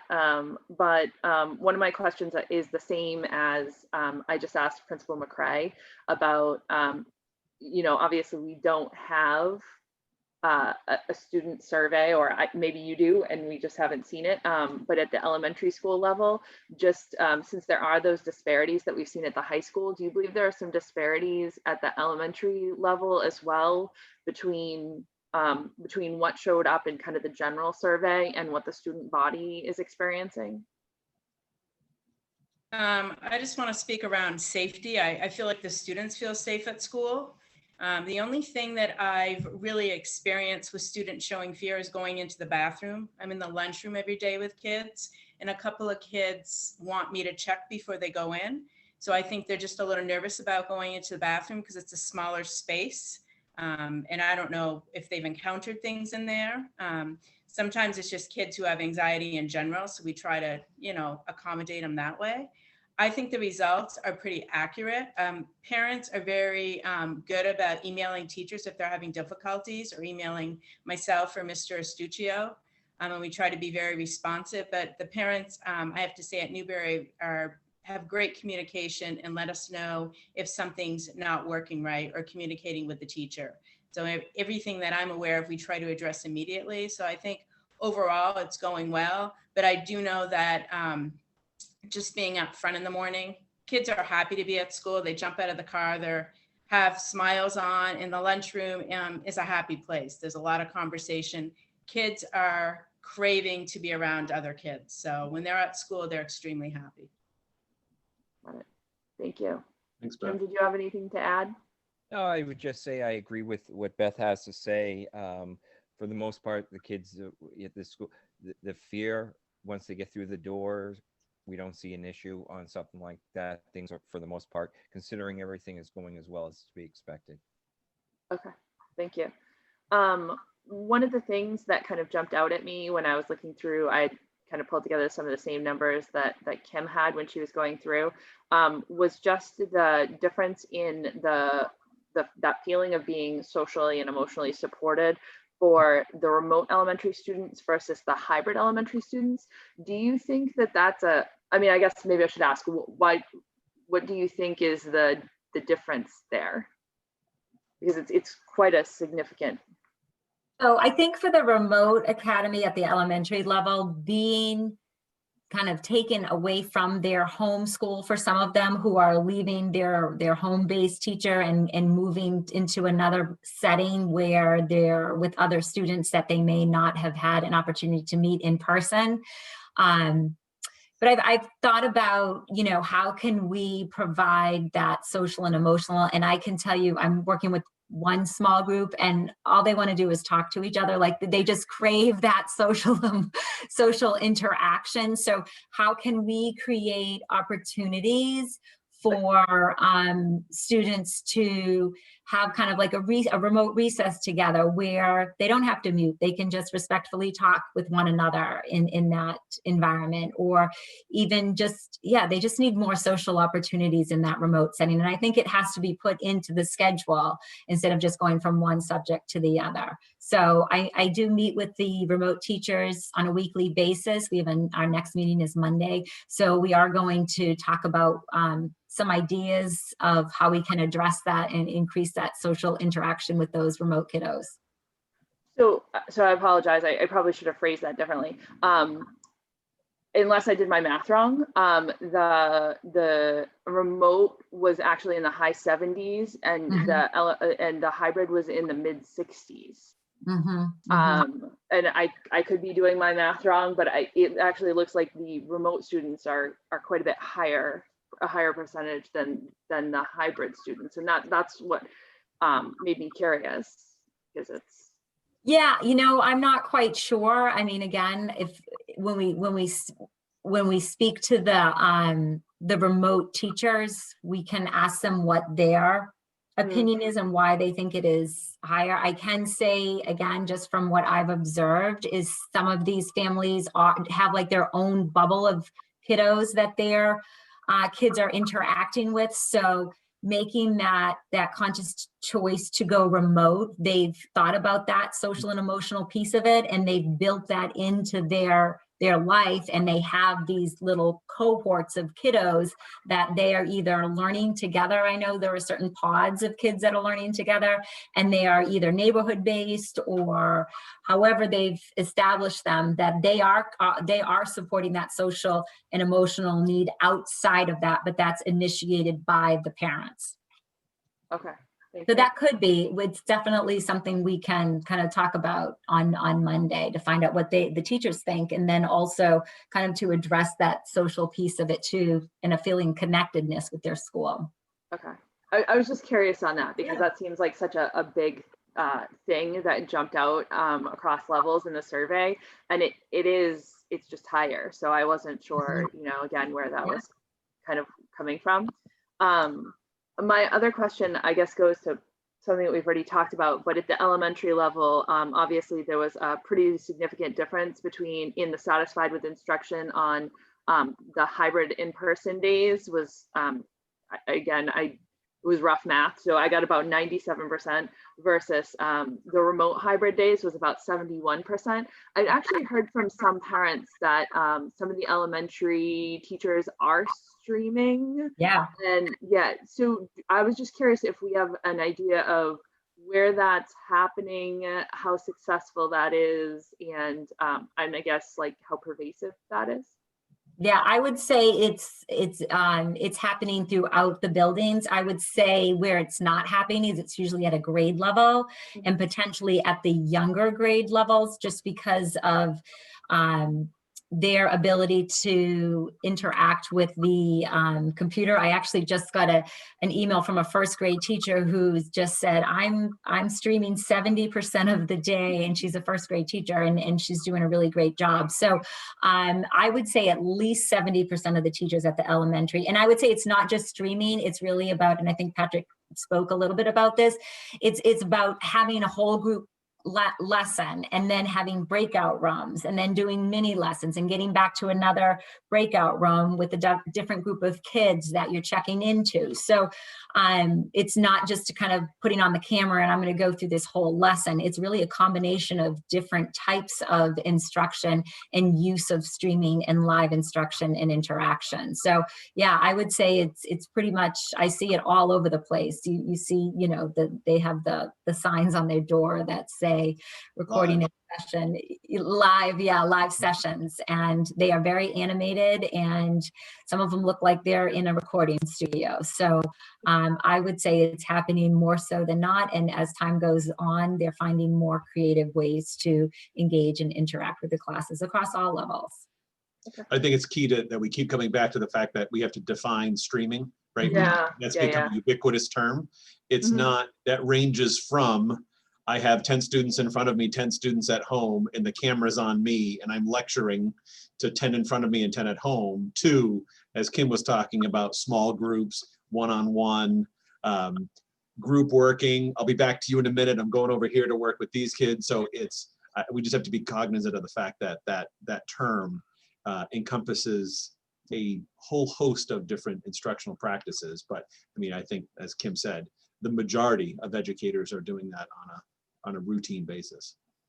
And I would say, I think too, Narissa, from the comments, just by looking at it, it seemed like at the elementary level, some of the frustration is that the kids can't learn independently. And when you have parents who are home and they're also trying to work, they're trying to kind of balance between their work world and then, but also jumping on to find out what their kids are doing. So, you know, when they say it's not going well, it could be for various reasons. And I think that's another place that we need to unpack a little bit. Because in those comments, it was all about, I need to be right there with my child as they're learning. So that could certainly play a role in it as well. Okay. Yeah, and just one last question.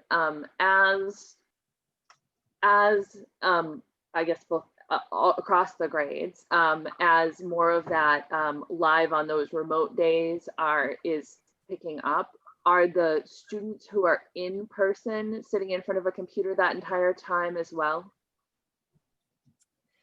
I would say in some situations they are. I think we heard from Kylie that, or somebody who spoke at one of them said that the teacher was basically teaching kind of remotely, but all the kids were on the computer in front of them. So I think that is a great question. And then we need to kind of explore that. What does that look like? And then what are they using that for? And are there other opportunities or techniques or procedures that would be more engaging? So the kids in front of them could have more of that attention, but then how does that impact the kids who are at home? So it's really about pulling people together and having that conversation. What is the use? What are the benefits? What are the drawbacks? Perfect, thank you. And I guess one last wrap-up question for you, Kim, which is, when do you feel comfortable having kind of more fully explored these, coming back with a kind of a plan, I guess, for where your actions are, and you know, kind of what the timeframes look like on them, what schools those are happening in, that sort of, you know, what happens next? I would say early January. You know, I know that there's already things in motion right now. And I think that once, and like I said, I think the thing with the data for us, when we look at it, is then we continue to ask questions about it, right? We try to peel back those layers. But what if we look at attendance and then we try to see what the correlation is between these kids who have gotten D's or F's, and that's what Patrick is doing right now.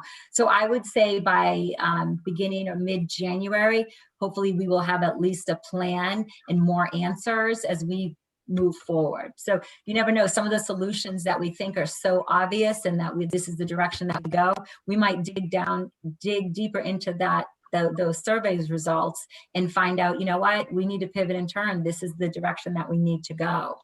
And again, I said, it's not just going to be a one solution. I think it has to be multi-solutions, right? And then we have to prioritize just because of resources and time. And I keep saying we need to look at that social and emotional well-being of students. So, yeah. I absolutely agree. I mean, we've heard that, I know many times from you in the past when we've gone through social and emotional sections, right? That students need to feel safe in order to learn well, that they need to feel comfortable in order to learn well, that they need that trusted adult that they can go to if there is an issue. So, yeah. And you wanted to, Narissa, I could talk about this all night, so but you know, you talk about those remote kids. Literally, she could. I know she could.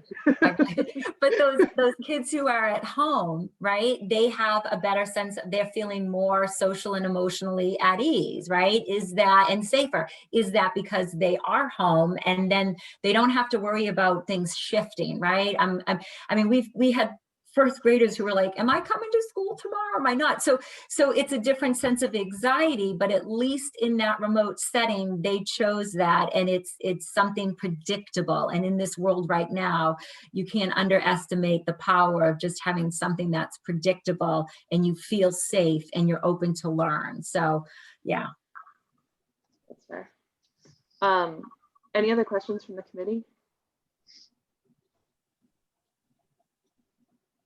All right, seeing none, thank you for your time, and thank you very much for putting all that together, Kim, and for the principals you, for Kim. coming tonight.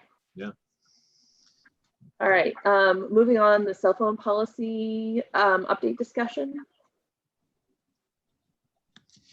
So, am I taking that? I was gonna say, so this is on the agenda. Either you or Linda. I was I gonna don't say, know. yeah, it was a request by Paul to put this back under, came up under new business to put an update on the agenda. So Linda is asking to be unmuted. Ooh, sorry. I asked her. There she is. I'll unmute Patrick while we're here too. Oh, yeah. Okay, back in September, we had tasked Mr. Kelly with coming up with a cell phone policy for the high school. And then, as we know, he was going along very well with that, but then the world stopped in March. So the cell phone policy had stopped.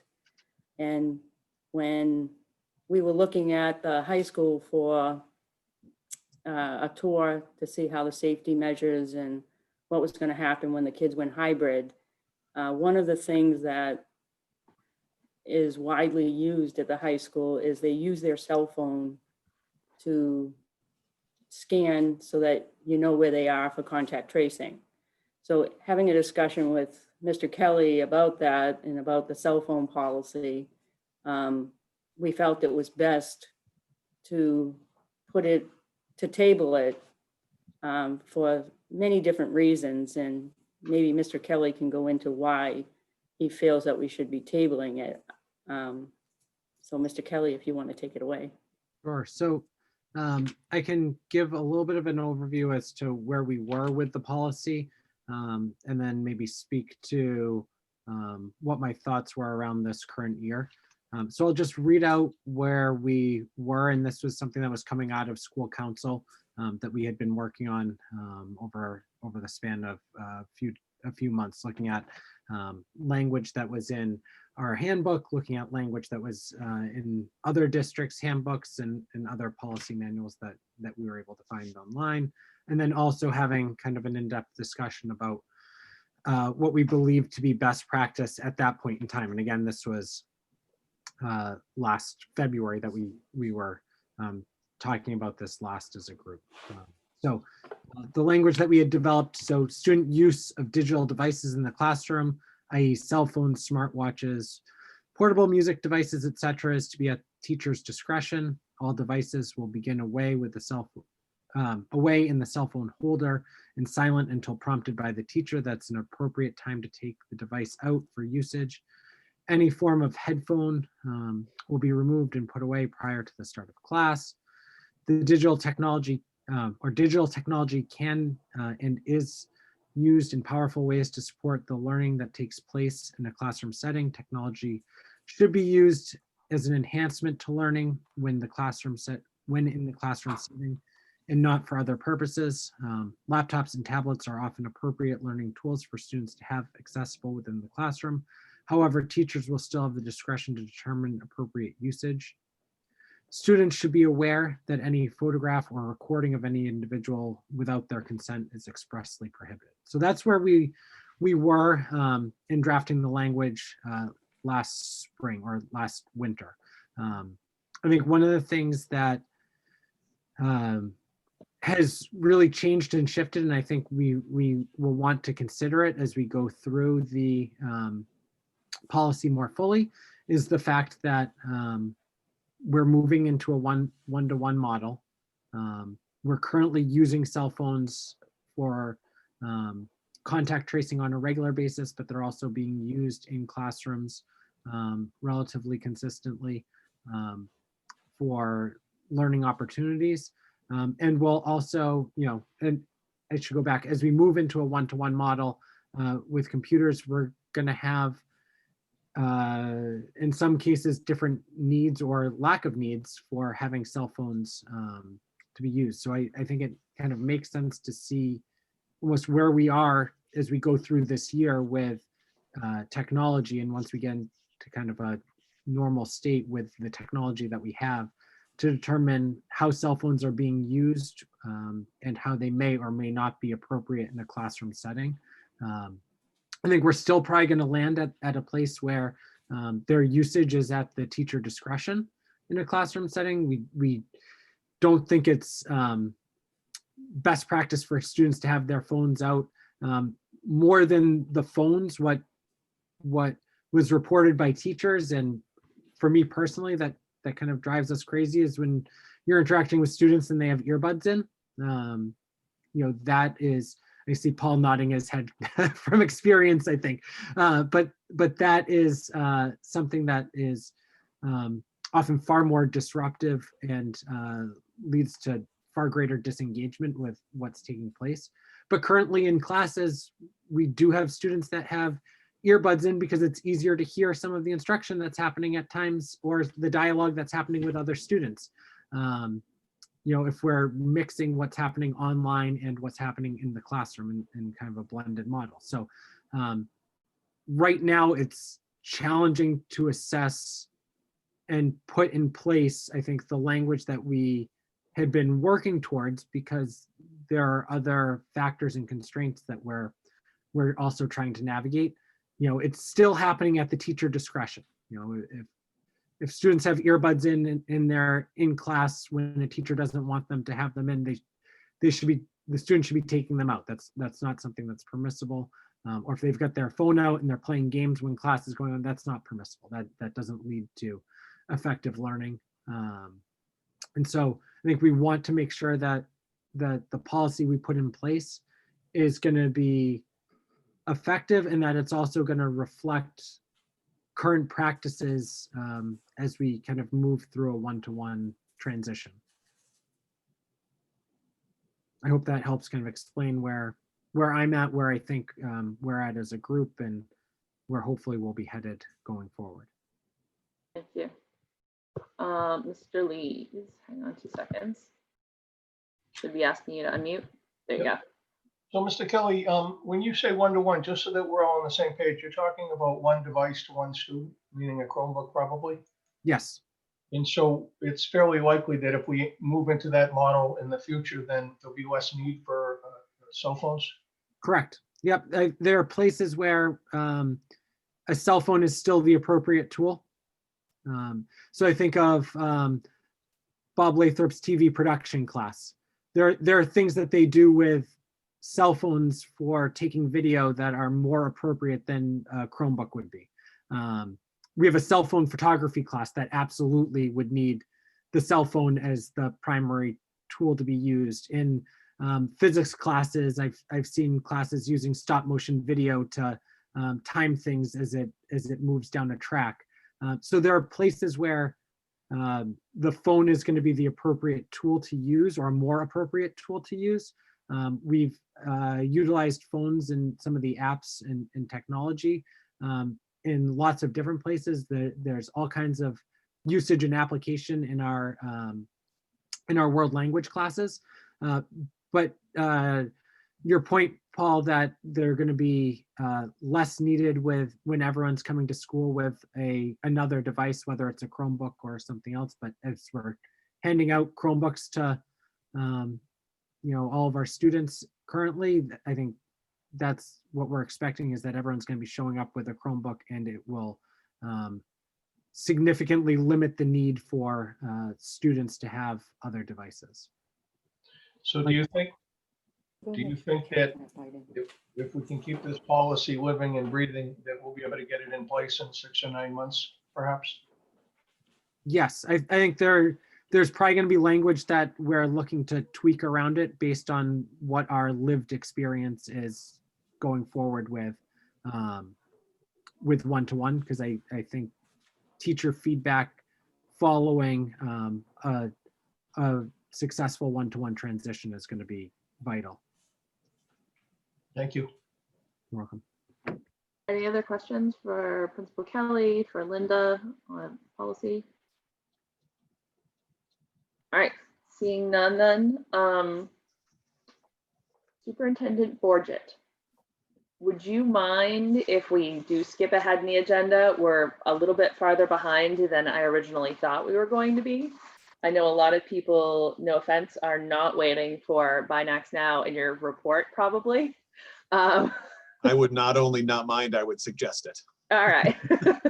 Thank you. So I'm going to suggest skipping ahead to the middle school, high school, winter athletics and VPA program participation. Is that all right? Absolutely. Straight there. Okay. There's nothing in your report that would have set up for that, is there?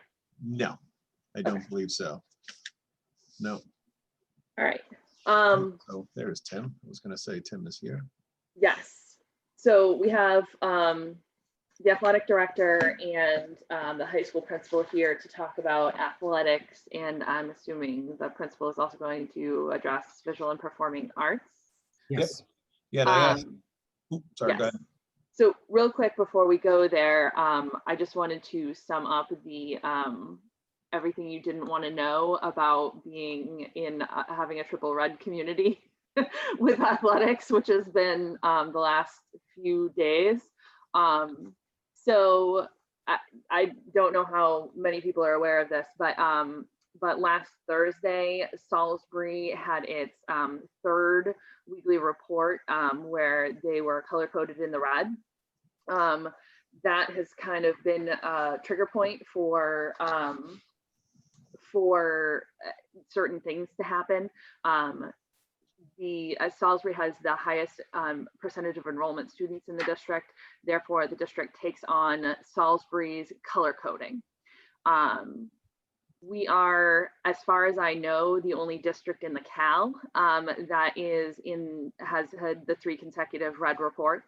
And there in Massachusetts, there are only roughly 50 towns overall that are that have that triple red status. In reaching out to see what that did, because I know it changes things for Salisbury, that rolled them back a phase, which Massachusetts as a whole has in fact rolled back since then as well. I had reached out to the superintendent and received this language that said, the DESE has stated that 3 consecutive weeks of metrics should be used to determine learning models for schools. Similarly, the BAC recommends the same for high school interscholastic athletics in consultation with and with permission of the local Department of Health.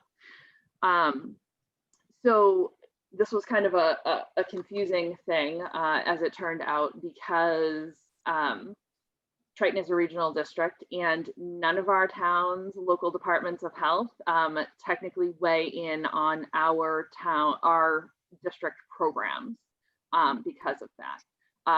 So I don't know how we comply with this. I've reached out to MASC. I've asked, there are a couple of other regional districts that have a town that is in triple red.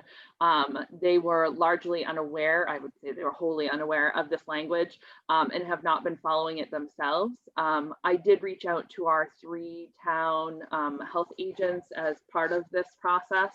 And in fact, they were being more proactive than I was in some cases. So one of the first things that we got back was from the town of Newbury, from the emergency management director, who sent a letter that said, "Dear Superintendent Borget, I have reviewed and appreciate the comprehensive and well thought out arrangements made by the athletic department to accommodate a safe environment for their participants. I have also held extensive consultation with the Newbury COVID-19 Unified Command Team. Resultant of these efforts, I've determined that it is an unnecessary health risk to continue indoor organized sports within our jurisdiction in the town of Newbury. This decision was made in part due to the fact that there has been a significant increase in positive cases. 2/3 of the communities that make up the Triton district are now in the serious status of red. The fact that the very nature of basketball is a close contact sport held in an indoor facility that includes constant ball handling by all numerous participants also was a significant factor. For the aforementioned reasons, effective immediately and until further notice, I am directing the suspension of all indoor organized sports activities at the facility located at Triton Regional High and Middle Schools, 112 Elm Street, as well as Newbury Elementary School, 63 Hanover Street. I understand this action will be a hardship and disappointment for many of the students, parents, and faculty that prepare for the sporting season. It is my sincere hope that through continued widespread cooperation, we will all be able to soon return to a COVID-19 free existence. I did follow up with him today. I had a long conversation. He said he made the decision about the Triton and the Newbury elementary facilities from that statement that he had forwarded us previously out of caution. He did confirm that his jurisdiction does not extend to Triton Athletics program, simply what facilities essentially exist within Newbury's border. I also reached out to the Rowley health agent and the Salisbury health agent. Salisbury's health agent is Jack Morris. He said that he believed if the precautions outlined in the sports COVID-19 protocols, with the precautions outlined in this COVID-19 sports protocols, there shouldn't be any problems. If the infection rates get worse, the issue would need to be revisited. I sought clarification on that because I wasn't sure whether he was talking about the MIAA guidelines in November or the phase 3 step 1 guidelines that the state had put out earlier in the year. And Jack confirmed that if they're in Salisbury, the phase 3 step 1 protocol must be used. If events are in another community, the phase and step that the community is at must be used. Always apply the stricter rules. MIAA cannot diminish the state rules. That's a direct quote. And Rowley's health agent followed that and said, Rowley, like Salisbury, follows the state protocol and guidelines for whatever phase we are in. So that's what we've heard from our health agents. And you, all the school committee members, received a copy of that statement that was sent by the Newbury Emergency Management Director in your email. I'm at a bit of a loss for the statement that we had received as far as the guidance. There is no local Department of Health that we can apparently get permission from to run an athletic program.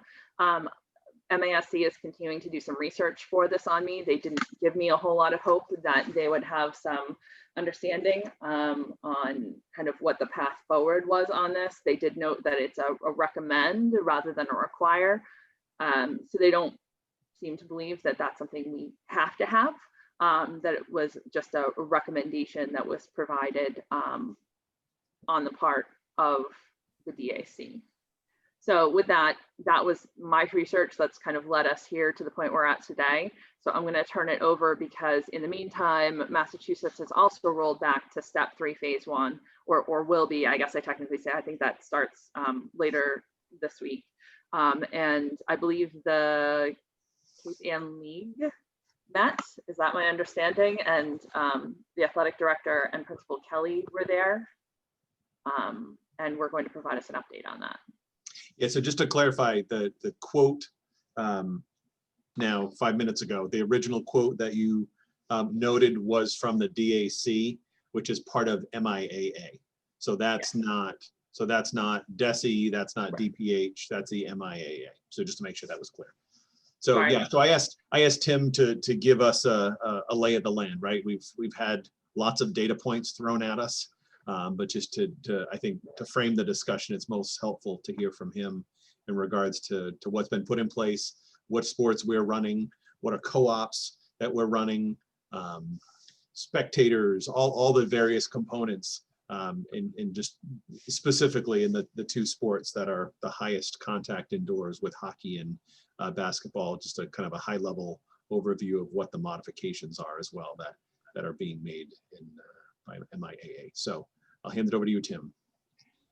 Great. Thank you, Brian. And thank you to the school committee.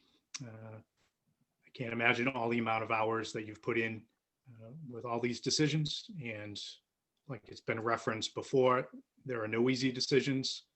You're going to have a slight majority and a slight minority in all these different cases. I would like to thank the fall coaches, the fall student athletes, the fall parents.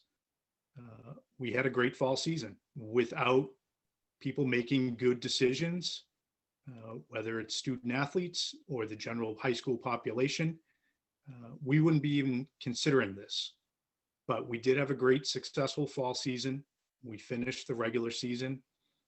Students and coaches and parents did a great job of social distancing, wearing their masks. We were able to finish the whole regular season. There were no transmission of cases from Triton student athlete to Triton student athlete or opponent to opponent. So by and large, it was a huge success. And I thank everyone. I think every day the decisions we made led us to be even in this position to discuss winter sports. So I thank everyone for that. As Assistant Superintendent Croto, her presentation in regards to social and emotional well-being, all of that can apply when considering athletics. You know, it's a dark time and it's only getting darker. It's barely any sunlight. The students are at a loss for a sense of community, for a sense of belonging. For those students that played fall sports, it brought hope. For a couple hours each day, they escaped what's going on and were able to interact with their friends and have an adult peer as another type of teacher to be with them. It meant the world to those kids. And in terms of academics, you know, it's been referenced, there's been more than double the amount of failures for Q1 in the high school. I track grades. I go through every GPA of every student athlete every quarter because that's extremely important to me. Not one student athlete was on that list of failures. So athletics and schoolwork go hand in hand. If you're a student athlete, you're going to be adding more to the school community. You're going to be doing better in school. You're going to be coming to school and being present. The absentee rate is not there for student athletes. If they're not going to class, they're not going to practice. And for many students, having that carrot at the end of the stick with a practice at the end of the day helps them wake up and get into class and do their job. So for that, you know, I think safety, every student athlete that started finished the season. So the students felt safe. There were tons of different guidelines. The games that they knew were changed dramatically, but it gave them a chance. And, you know, I think it improved the school community, even if it's just for a couple months. It was a tremendous amount of work. I would do it all over again and then some. I think everyone did a great job and I think it went really well. In terms of what's happened just since November 20th, it's been a 2-week process where the different winter sports committees met across the state and discussed their modifications on what sports will look like for high-risk sports and moderate-risk sports, what modifications we will need to make to those sports to make it feel safe. Those sport committees met and gave their recommendations to the MIA sport medicine committees. The sport medicine committee is made up of different administrators, whether they're athletic directors, principals, superintendents. There's also epidemiologists. There's doctors from Mass General. So all those modifications that were driven by the sport committees were met, tweaked, and voted on and approved by the sports medicine committee. And ultimately, the MIA COVID task force looked at those modifications as well as the MIA board of directors. So the decisions certainly weren't created overnight. There's pages and pages of modifications. I won't get into those specifically tonight, but I'm happy to answer any questions that folks have. But you know, they are in alignment of Governor Baker, Department of Health for the state, and the Department of Elementary and Secondary Education. With those decisions, a few sports were deemed not fit to be played right now. Indoor track, wrestling, and winter cheer have been moved to later in the year based on not finding suitable facilities or based on not finding modifications in order to make those sports run in a safe manner. All of the guidelines include, for the winter sports, include masks worn by the student athletes at all times, by the coaches, by the officials. There's a great deal of practice and game protocols. social distance on the sidelines in game situations as much as possible. Use of equipment and hydration. The students are responsible. There's no sharing of Gatorade bottles, no sharing of general equipment, and extra care is done to disinfect everything at the end of the day. Whether it's myself or the coaches, everyone did a great job in making sure that everyone was safe this fall. So with that, I'm happy to answer any questions. There are decisions on different sports. We are involved in different cooperative sports, something to think about as well. Triton is the host school for the swim co-op, which also includes Pentucket, Newburyport, and Georgetown. And then Triton is a guest school for girls ice hockey with Newburyport, and as well as girls skiing with Haverhill High School. So those are some decisions to come with. Going into the presentation up until the news of facilities in Newbury not being able for indoor sports, spectators was discussed at a league level and ultimately left to individual districts to, make those decisions. That's something I'd like to talk about as well. If sports go, that's something we should talk about as well. In our original gymnasium, we had enough space to have 2 home fans per student athlete. That's what we did in the fall, and I think it worked out really well. And everyone followed the proper protocols on entering a game. So that's where we stood 24 hours ago. I don't know where that means now, given the latest news. But happy to answer any and all questions. I was just going to say, so just to confirm, so the EMD, Emergency Management Director for Newbury, shutting down the facilities at the middle school, high school in Newbury. That leaves us with Pine Grove School and Salisbury Elementary as two spaces that we have within the district. The Pine Grove School is a, I don't know what you call it, a small gym. It's not a regulation size, it's pint size. The Salisbury Gymnasium is, my understanding, Tim, is a regulation size gym. Gymnasium, did talk with the principal and Chris Walsh and Kyle and facilities director, just to say, that is something we could work out to allow practices to happen at Salisbury Elementary School. Obviously that adds complications. Elementary schools get out an hour later, there's transportation, there's other challenges, but certainly that is something that we can make work in regards to practices and games. It's a much smaller gym in regards to your point, Tim. I believe our high school gymnasium is one of the largest in the Cal. The Salisbury Elementary School is still a full-size gym, but it is not near the capacity. So we would certainly have to talk about spectators. And I think I believe with the schedule currently with the Cal starting on December 14th, which is this coming Monday, that would be practices. So competition wouldn't start until the new year, the new calendar year. So that would be something that we can make a determination on later on. I think we have to do some measuring, if you will, to see what we could even fit in there for spectators. Thank you. Questions from the committee? Maureen? No, let me unmute you.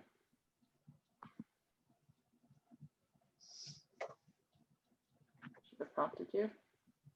Try again.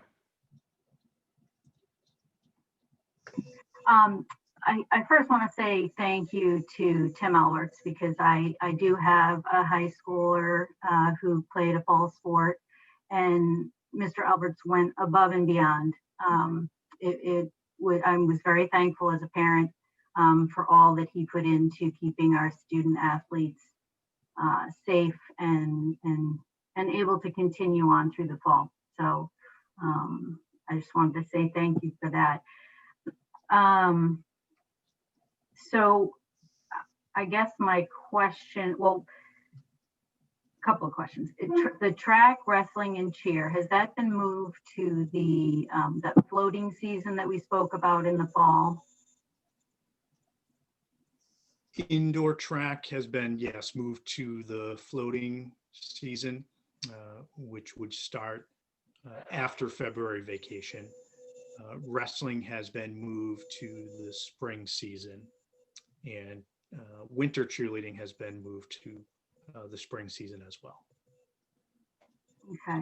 That's April 23rd, 24th, correct? For a start date, Tim, for the spring Yes. season. Okay. And then, as far as basketball is concerned, I've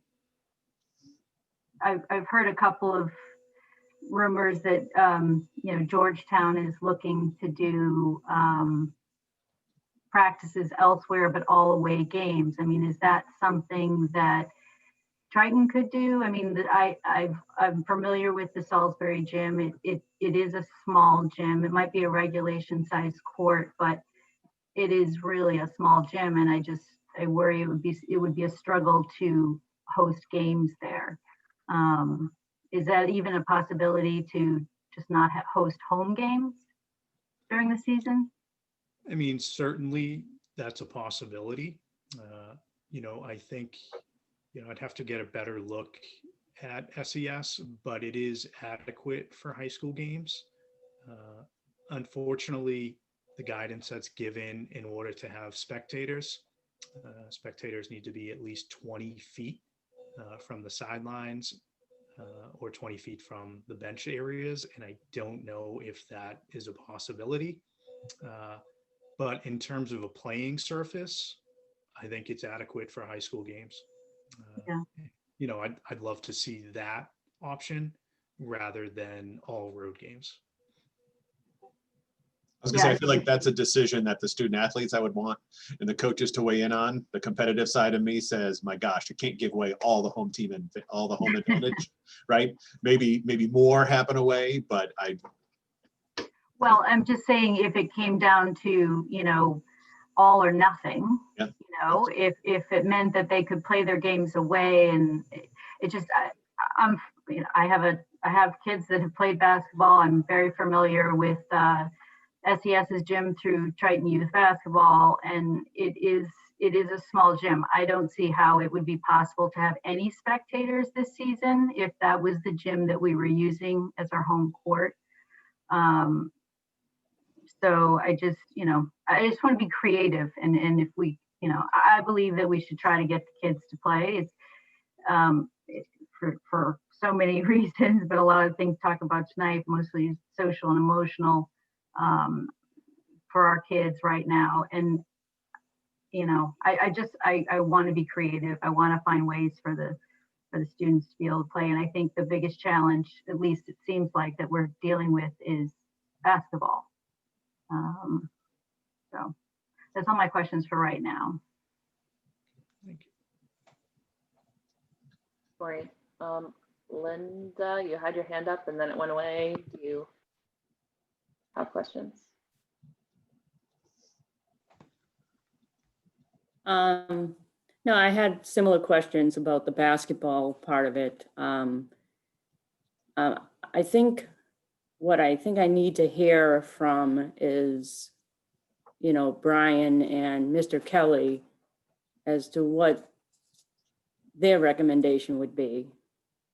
How do they feel about the kids playing sports? I can go first, Brian, if you want. Oh, I was going to take that. Okay, go for it. So I first want to start off kind of where Maureen went, which is thanking Tim for all the work and effort he put in through the fall, thanking our student athletes and our families for the choices they made.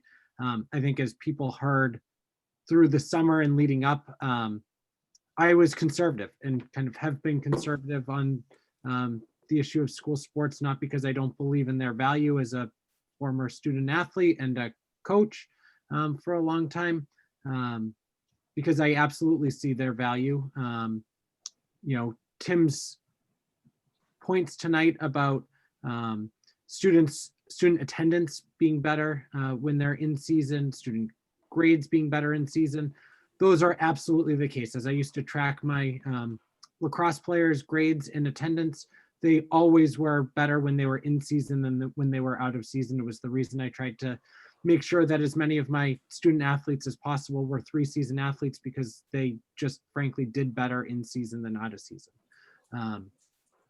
And so I fully appreciate that. I think one of the things that I struggle with in my role currently is that I wouldn't want something that happened in athletics to jeopardize the learning environment for our other students that are not in athletics or that are not involved in music or guard program or or one of those other programs. I actually would advocate much more strongly for going forward with all of our extracurricular opportunities for students in the setting that we're currently in a remote setting, because what we're essentially stating is that our student athletes and our families who are making that choice know that they're making that choice for themselves and for their families and for their students and for the others that have made that same choice. And it currently doesn't have an impact on others if something happens.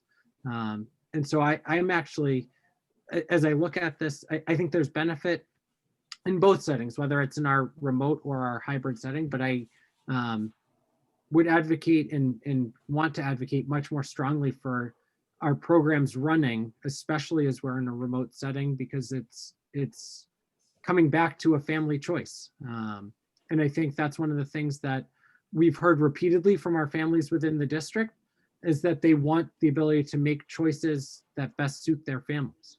And so I would definitely be supportive of us moving forward with our athletic and extracurricular programs in this setting.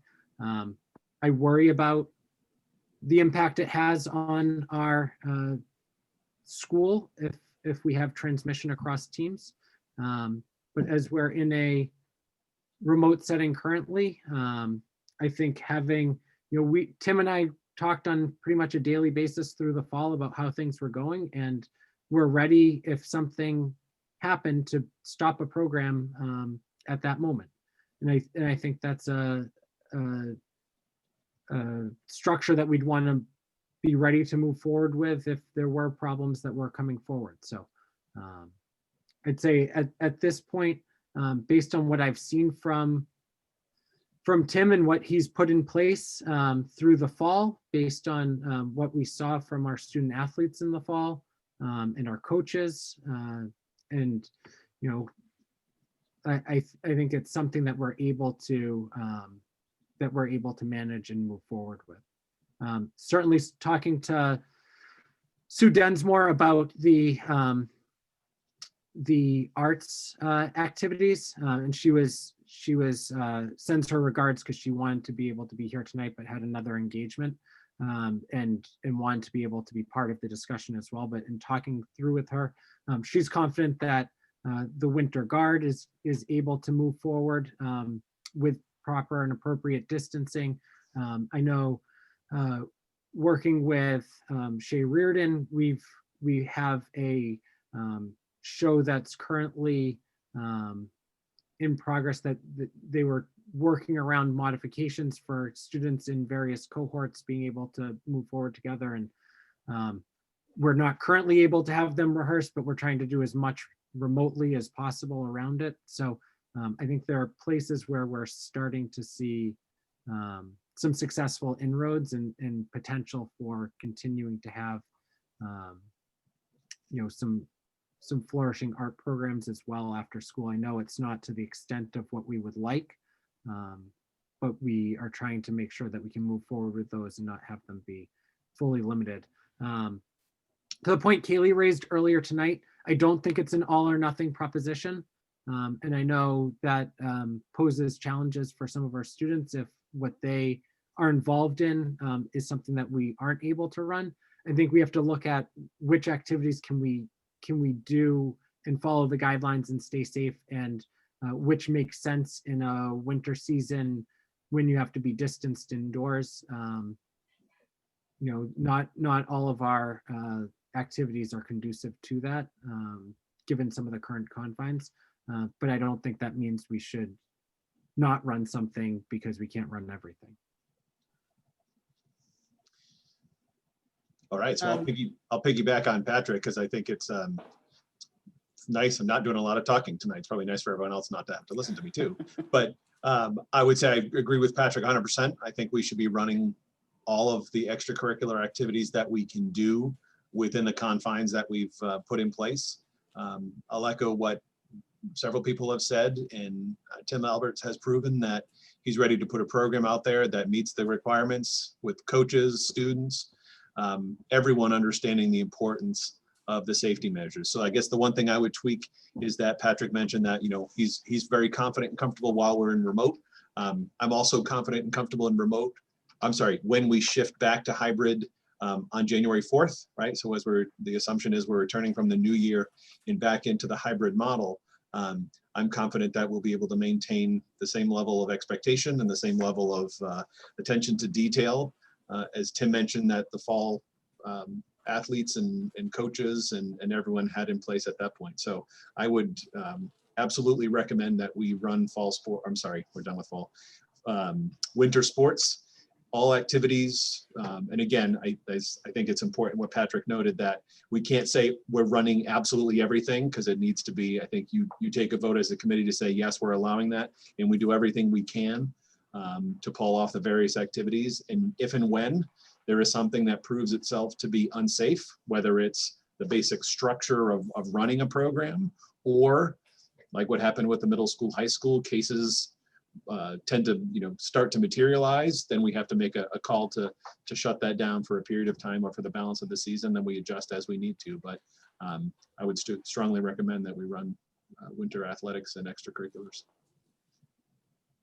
Thank you, all three of you, for the insights that you've given. The vote is ultimately up to the school committee, but we're not in the schools with the athletes or the coaches or the teachers.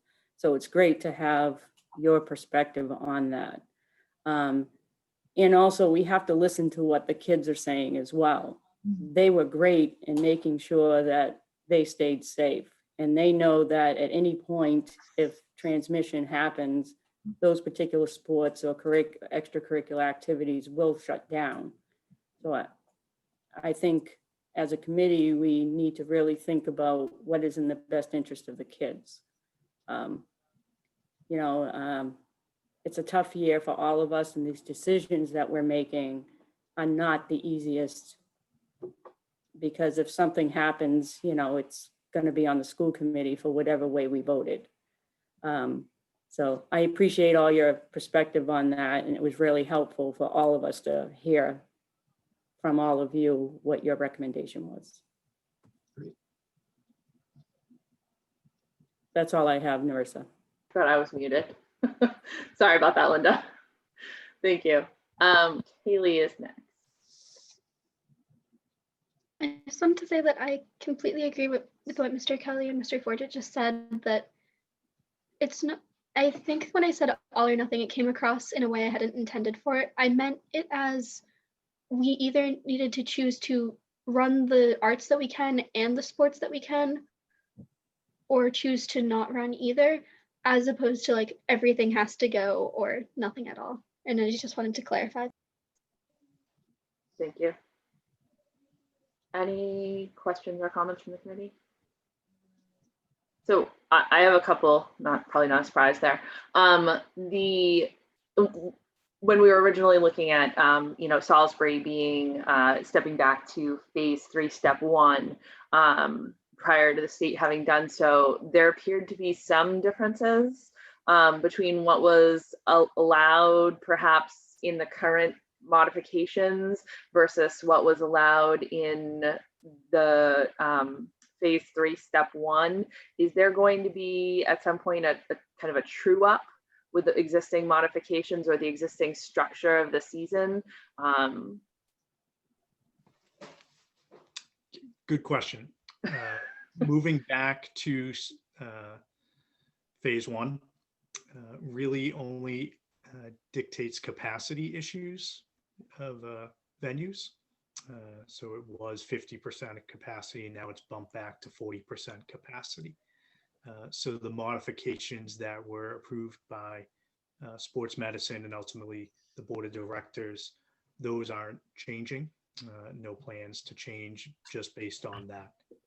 Certainly, if something happened that we weren't aware of by the EEA, then I imagine everything would kind of pause and then get reset, that type of thing. But there's no, the sport committees aren't going back to review everything because we're moving back to phase 1. Okay, so in the phase 3, step 1 documentation, it says things like no eliminating contact. It has to eliminate contact, the modifications. That's already handled then in, for instance, the basketball and ice hockey modifications from MIAA? Is that accurate? Exactly. Yeah, that documentation references the modifications of play, and those have already been approved by the MIA. So similar to how boys and girls soccer looked last fall, there are plenty of modifications on how the winter sports will look, especially with basketball. There's 4+ pages of just different rule changes, mostly to eliminate social distancing, whether it's elimination of under the basket inbound play, jump ball, off boards contact. So there's plenty of different changes in hockey. Same thing, only one defender can go in to when versus an offensive player. So there's not going to be giant scrums in hockey, and certainly plenty of social distancing in all sports. And just wearing the mask is huge. That's a requirement that's not taken lightly by the officials, both towards the coaches and towards the student athletes. Okay, thank you. And just so that those phase 3, step 1 rules are a little confusing. There are no tournaments on indoor sports. Did I read that correctly? Yes. So no, that was part of the decision for indoor track, because a lot of times you're having meets with multiple schools, which, just brings too many students together. So exactly, there's no MIA tournaments for the winter. Any competitions will just be between 2 schools. For sport like swimming, that's even been further made safe. They'll be doing virtual meets, which a lot of schools did swimming this fall, where virtual meets and the scores have to be submitted within 24 hours. So there's no transportation from different students, that type of thing. Okay, thank you. And spectators on indoor sports, it looked like 1 per home team player. Is that accurate? Max? Yep. So it depends on the facility. So for swimming, there is just not enough room for any spectators. So, that's an outside venue. That's their rule. The Graph skating rink in Newburyport will follow the EEA guidelines, which allows for 2 spectators plus siblings to attend games. I think it would be appropriate to follow what we did this fall with just having home fans at games.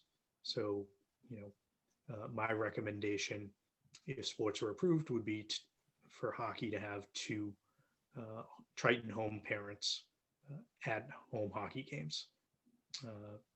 Other rinks in the league will have different rules, but that's what the Graph does. And for basketball, now that we don't have access to the Triton High School gymnasium, it would be based on, having those socially distanced guidelines, which, if SES is an opportunity, it would be great. It would be a playing surface. We'd be able to have a game. There is not enough room for spectators at that location. And as, we mentioned, Raleigh is Pine Grove is just too small. And other than that, I imagine this, it was all facilities within the confines of Newbury. So, private schools, would be wouldn't be an option as well. And there's really no indoor facilities. They're book solid with youth basketball league scrambling to find courts. So, I think in terms of a plan for basketball, I think SES would be the best option. Okay, thank you. Maureen, did you have something that tied into this, or yeah? Okay, before I move on, Thanks, Narissa. I just was thinking, Tim, do you anticipate running the same program you ran this fall with the daily COVID pass? So when we did move to 2 spectators in the stadium, they had to fill out the COVID pass. Do you anticipate doing that at the Graph rink for hockey? Good question. The Graph is very strict, which is great. Anyone entering right now is doing their own form, and they have a paid representative to make sure that anyone, whether it's youth hockey, club teams that are using the Graph right now, they're doing that on their own. But certainly that was a nice tool that we used. I think it kept the students accountable, and it, had it fresh in their mind, the symptoms to look out for. The coaches did a great job of monitoring that. So yes, hypothetically, if we were hosting games at the Graph, I think that would be a nice way to allow for that to be a ticket for admission. Also having someone there to cross-reference the roster to make sure that, someone didn't try to get in that shouldn't be there. Okay, thank you. thanks. I know in the fall there were some issues with teams that wouldn't play Triton because Salisbury was in the red at that point. Obviously, we've upped the ante a little bit more here now that we've had 3 consecutive red reports in a row. Do you have a sense of how that's going to affect? Can we even run co-op teams? Will those schools participate in a co-op team with our students? Do we know? Good question. For co-op teams, I would kick it back to, I think some of the districts that had those policies have, are leaning towards softening those stances. I know one school in our league that had a strict, one of your towns is in the red, we're not playing, has softened that for the winter season. Another one, I think, is having discussions as a district. So in terms of hosting the co-op team, I have not heard from those schools. I don't know on the principal level, Patrick, if that has come up at all, but on the athletic director level, it hasn't raised a red flag, no pun intended.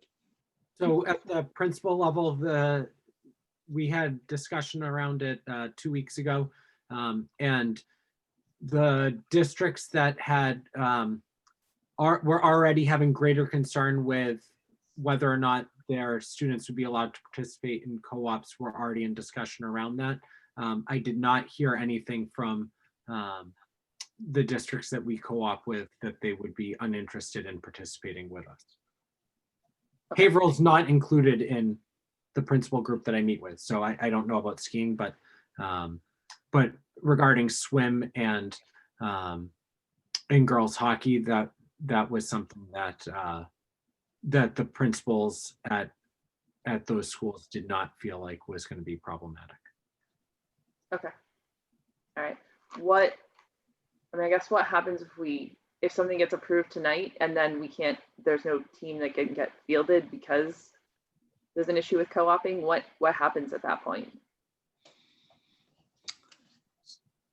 I was gonna say, so if it's our team, right? So if it's a team we host, then it would be like any other sport where if we can't field the team, we can't field the team. If it was another community, we have to abide by their rules. So if their team isn't able to happen, then our students wouldn't be able to participate. And hopefully we could get them into another sport on our team. Is that fair? And I think with the sport that we host the co-op, boys and girls swimming, arguably that is the safest option out of all the winter sports, just given being in a chlorine pool, There are limitations on how many students are in the lanes. They've distanced themselves appropriately. As soon as they get out of the water, they have to put their masks on out of a Ziploc bag. So, swimming happened all fall at different member schools across the state, and as well as the club team. So, I think out of all the different options, hosting the swimming team, I'd like to think that other schools wouldn't not participate, given the nature of that sport. Okay. Thank you. I guess my personal feeling, so I have been obviously deep in talking to health agents for the last couple of days. I have concerns about the letter that Newbury sent and just their concerns about high-risk sports, in particular basketball. That said, I think this is a very different situation from school, because this is entirely voluntary. When we have students and staff in a school building, there are a lot of people there that don't have a choice. It's not a choice to be in the building or not in the building on that particular day.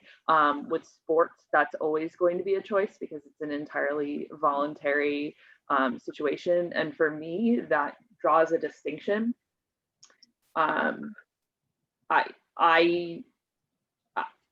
I guess I'm at the point where I can't really draw a concern here personally, as long as if there's any hint that this is going to affect academics and to Principal Kelly's point, have a negative effect on high school operations outside of athletics, that it gets shut down at that point, because I don't think that's a risk we can take. And I guess that would be my concern there. So, Mr. Lees. I agree wholeheartedly with you, Narissa. Based on what Mr. Kelly said, while we're in the remote model, I don't see a concern at all because all the athletes are volunteering, the coaches are in it just as well.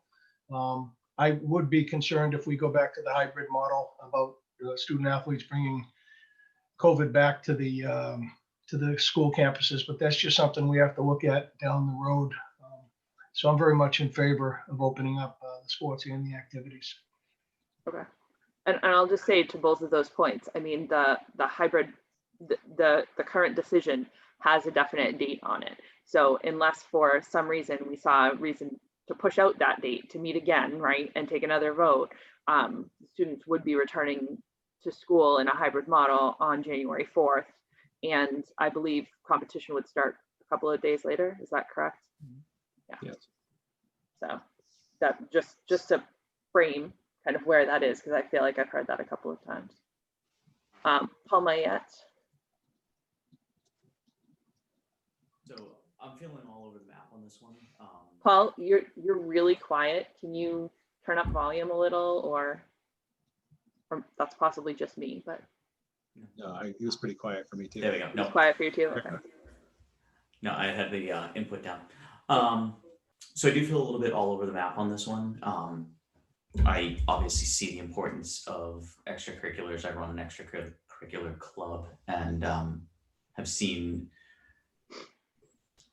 the benefit of being able to maintain that. Although it's Model UN, it's a little bit different. And I do struggle to try to square the circle of soccer throw-ins being unsafe and basketball somehow being okay.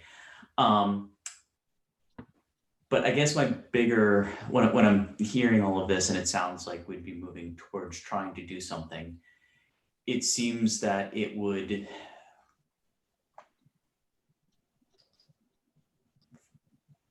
go against the spirit of what the Newbury Board of Health is trying to do. And if that's going to be the case, it seems that that order would actually wind up being detrimental that they've put out there. I've already heard something about youth leagues trying to go to Peabody or elsewhere, which Yeah. But I just don't know if there's a way, if this is something that we're going to pursue, if there's a way to talk to them about it, because it seems like if we're introducing travel to Salisbury, to other places, if we're introducing seeking other venues, I was going through my head, I don't believe the order mentioned governors. I'm like, could we go to governors? Like, then that's introducing in a whole other high school population. Is that something where we could go back to them and say, ultimately, we understand the conservatism of that order and what you're trying to accomplish, but it's having the opposite effect. And I don't know. I don't want to go out there and say that I want them to reconsider, but it seems like that ultimately it might be in the best interest if they did, if this is what's going to be going forward. Yeah. So I mean, I spent probably close to 45 minutes on the phone kind of talking through this, where, where their kind of thought, where his thoughts were. It's always something we can ask, right? I can say there were some strong feelings. I think there was conflict there as well. I mean, he said, right, that it was a hit, right? They're very concerned about their rising cases, and rightfully so. He had percentages down, he had case numbers down. He knew exactly, where Newbury's trends were as far as community COVID cases. And I would say they're in general, they're very concerned about that. But, I think with anything, right, it never really hurts to ask and have that conversation. I don't know if Brian feels any differently. I'm happy to make the call if. No, I'd be very happy to call the chief. Yeah, be very happy to call him. I'll text him and see if I can chat with him in the morning. I think it's a valid question you raised, Paul. I mean, I think that's yeah, I would just say I think that's a valid question, and I have no reason to believe that the chief isn't a reasonable guy. And certainly he, like you said, Narissa, there's conviction there, certainly, and understandably so. So I don't want to make assumptions that he would change, but I will certainly have a respectful conversation with him, and as I have in the past, and see where we land. Paul, did you have anything else to add? Oh, sorry, you're muted. Okay. Back to you, Linda. Do you know how many cases we have in Newbury? You said it was a 375% increase in the last month. That stuck with me. But hang on 2 seconds and I can pull up our dashboard. And I can tell you. Because if I recall, I didn't see a very high number on our dashboard. They went red for the first time this past week. I can say that. So they had 26 new cases in the last 14 days. So he's shutting down all of Newbury for 26 cases? That's about, I believe, I'd have to look back, but I believe that's about a quarter of the total cases that they've had the entire pandemic. So Brian, that is something that, I would highlight for him, that 26 cases. I mean, how many are in school? Is the 26 in school? No, that's Newbury's number, which in school versus a town is really hard because not everyone who's at that school is in that town. So, I mean, that's kind of a conversation that I've had as time has gone on. It's not always easy to say, that every case at Newbury Elementary is a Newbury case, because they have students from our other towns because of things like the autism spectrum disorder program. They have staff from New Hampshire, They have staff from other towns, right? That's not an easy thing to be able to say that, to kind of make those two things equivalent. Okay, so Brian, if you could just highlight that particular number and trying to see why they would shut down the high school gym for 26 cases. Yeah. Yeah, like I said, in my conversations with him, I chatted with him as well. I think it's as Narissa mentioned, it was the pace. It went from very, very low numbers to, I don't want to use the word precipitous, but it was a significant increase in a short amount, just week over week over the last couple of weeks. So I will chat with him tomorrow. Yeah. Because if at any point there's a tick up in any of our athletic sports, you and the AD and Mr. Kelly would shut down that particular sport anyways. Correct. Yep. Absolutely. I think his concern in part is spread outside the sport. That there's that risk there of, you know, a transmission within the team, and then where that could potentially go from there. So it's not just the students within the team, because that's never a contained unit, right? Again, that could be anything on a normal year. Could be a flu going through or a stomach bug going through. So we won't go there, but that's just my opinion. That's all I have. Police. Oh, you're unmuted. So, Brian, I think it's important to raise with the person that you're going to deal with from Newbury about this issue that if he stands fast on his decision, all he's probably going to do is push the basketball teams up to Salisbury, which is a much smaller facility and much more likelihood of somebody getting ill up there. I mean, at least the Triton facility has a lot of space. I mean, you said it's the biggest building in the Cal, and I think he should be mindful of that. Yep, absolutely. And I would also say, in Kyle HVAC Warren could confirm, I mean, the air exchange rate in that gym right now is, you feel a breeze as you're standing there. So it is a very safe place for sure. Yeah, and I'll just add before we kind of hit, because I feel like we're drawing to a close here as far as the conversation. When I was on the phone with MASC today, because I was on there with them a couple of times, I asked what other districts were doing. Some of them are approving winter athletics, kind of just the entire thing, you know, what's presented to them. Some are not allowing co-ops. Some are not allowing the higher risk sports, and that's that segmented list that appears in a lot of the guidance that we've seen. Some of them are not allowing winter sports at all. So it does kind of run the gamut of what different districts have chosen to do at this point. She did note that a lot of districts are voting tonight and tomorrow night. So there are many that have not taken this up yet, or are taking this up literally right now. So I don't know if that helps or hinders, but that's where we're at. Any further questions or comments? Does somebody want to make a motion? The motions are both in the agenda. Maureen, sorry. I keep forgetting that everyone's muted.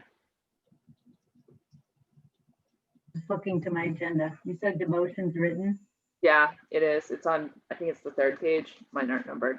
8A. I don't think there's any perfect science to the way that motion. Okay, it talks about activities. I'm assuming that includes performing arts, correct? Yeah. Okay, so I'll make a motion to approve the participation of Triton students in winter sports and activities and performing arts as determined by our committee. Second the motion. Yeah, second. All right, any further discussion? Maureen, did you have something to say, or are you just still have your hand up? I didn't do that. I will lower my hand. Sorry. Fair. Any further discussion? All right, hang on, let me unmute everybody.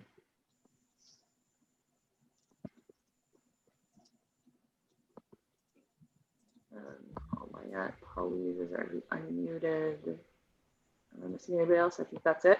I'll go down the roll call list. If I don't hear from somebody, then I'll find you and unmute you. Erin. I'm sorry, can you just read the motion to me again? Yes, it is to approve the participation of Triton students in winter sports and activities as determined by the committee. Well, so it's just winter sports and activities, I believe was where Maureen ended. Yes. Okay. Paul Goldner's not here. Maureen? Yes. Okay, Caitlin? Yes. Thank you. Paul Lees? Yes. Linda? Yes. Paul Mayette? Did I not unmute you? Yes. Oh, no, I did. You said yes. Oh, you said yes. Sorry. I missed it. Tina? Yes. Okay. And I'm a yes as well, so that passes unanimously. I think, yes, I do believe that is all for the athletic director and the principals tonight. So thank you for coming. I appreciate your time and all the effort that you've put into this in hopefully keeping things safe and running well. Yes, thank you, Tim and Patrick. Thank you and have a good night. And anybody else that hung out, I don't know if any of the element, oh yeah, Beth and Jim are still here. The All never right. Robin. Yeah, it's gonna happen. All right, I'm going back to by next now COVID testing. I believe is that you, Brian? Yes, so it's on the agenda. I know Paul wanted to talk about it. I don't know if there were specific questions. I included in the packet the memo that came from the Department of Ed introducing the BINEX testing, and then also the PowerPoint for the presentation that the lead nurse and I sat through. So again, our decision was at that time looking at several different factors that I had noted, with the kind of the key being it's an added responsibility for nurses, and we're already running them ragged, and then the addition of can everyone hear that? Well, it's gone. Yeah. Brian, that's coming up for a reason, because they don't want you to talk. Let me pose a question. We can get through this a little quicker if you don't mind. Fine by me. Yes. So can we get into this program? We can get into this program in phase 2 in January. I don't know a definitive date. They're doing testing, some efficacy testing, and then there might also be changing. Currently, regardless of how you test, we're only testing symptomatic individuals, and regardless of how you test, you have to then go and get a full PCR. Another one of the frustrations, so that also might change based on this efficacy testing they're doing, but it would be, I had it confirmed as of yesterday from Lauren Wu, who's running the program from the Department of Ed, that it would be mid-January that phase 2 would be rolled out. Can we bring it up for discussion then, Narissa? Yeah, sure. Because of the lateness of the hour and because it was primarily my interest, but the information you provided was very helpful, Brian. Absolutely. So can I ask a question though, also before we move off of this? Brian, when we talked about it before, you did recommend that we didn't reach out for the program. Has your opinion changed on that at all? I think in talking with folks, I think there is some value in the test is more accurate in identifying positives. So if someone tests positive, there's a strong likelihood that they're positive. So getting that information right up front is certainly a value. I think there are still the concerns about, the expectation of nurses, and this is a test. I don't know if you've seen the kits. It's literally, it's a snap, you swab, you snap it, you close it, and it reads like a pregnancy test. That all becomes bio-waste, and so that's an added responsibility. So Narissa and I have had some discussions with the lead nurse about some additional possibilities with Action Ambulance, and it's a full PCR test, and I think it's certainly not the any type of full level surveillance testing, but I think certainly there's a different level of appetite there looking for that. So I would say there is value. It still is frustrating that if we still have to send the student or staff member home, regardless of whether they test positive or negative, because we only can test them if they're symptomatic, it's still, there's a value add. It's not I don't think a significant value add. So. Okay. What is also based on saying that there is a phase 2, when do you have to notify the state that you want to be part of the phase 2 before you're kicked out into phase 3? In my conversations with Lauren Wu from the Department of Ed, she's well aware that we didn't participate in phase 1, and that we would want to at least have a chance to talk about being part of phase 2. So I'm confident that if we had the discussion on, I think, January 9th or January 6th, January 6th is the school committee meeting, that we'd be able to participate at that point. I believe it's going to be mid-January at least by that point, before they have phase 1 solidly wrapped up and ready to welcome in phase 2 participants. Can I ask a related question? Of course. Brian, we got an email, I forget the woman's name. She was an RN with a doctorate degree. I don't know if you all remember seeing that. But she had indicated that she offered her services at the beginning of the fall, I think, and she hadn't heard back. And I hope the district has reached out to her and tried to bring her in. I had a conversation with her yesterday. You what? I had a conversation with her yesterday. Because I just think, I mean, if we were going to consider this binax in January, just having people with her level of professionalism volunteering and maybe giving our nurses a break on the weekends or whatever it is would be helpful. Yes, I would say interested in providing advice and help. Had not offered to volunteer nursing hours, so don't want to put that on her. But certainly was a helpful conversation, and we'll keep that going. Yes. We can move on. Okay, not seeing any concerns. MASC delegate conference report, Linda. Oh, hang on. Well, it was a very long meeting and a lot of discussion, but I will say there has been a lot of students because of the COVID that have joined their school committees. So it was pretty impressive, the amount of younger school committee members that were there. And they had a lot to say. Again, they were just long debates. Everybody, I mean, I think Brian said it best at last meeting, that no matter who you have around the table, there's going to be a split down for whatever decision's going to be made. Because it's hard for everybody, because everybody's trying to do what's in the best interest of our students. And going hybrid for some is the best interest of our students, and staying remote was the best interest of the students. So no matter who you are, everybody was just concerned about the academic level of our students and how we're going to close that academic gap. A lot of the talk, it was very interesting to see everybody's different perspective, because you understood why people were choosing remote and the reasoning why they did remote. And then again, on the flip side for the hybrid side. So it's just amazing how much dedication that the school committee members have. I mean, I think on that call, there was like 400 school committee members, and they stayed on pretty much the whole time. Everybody was engaged, and it was really great to see that many people caring that much about our students in Massachusetts. So that was, I mean, and 9 of the resolutions passed and 1 was tabled. So I don't know if anybody has any questions or anything. I was just going to ask, I meant to follow up with you again. You had asked me about the MCAS one separately. Did you? Am I not remembering that right? Well, that's the one that was tabled because there was nobody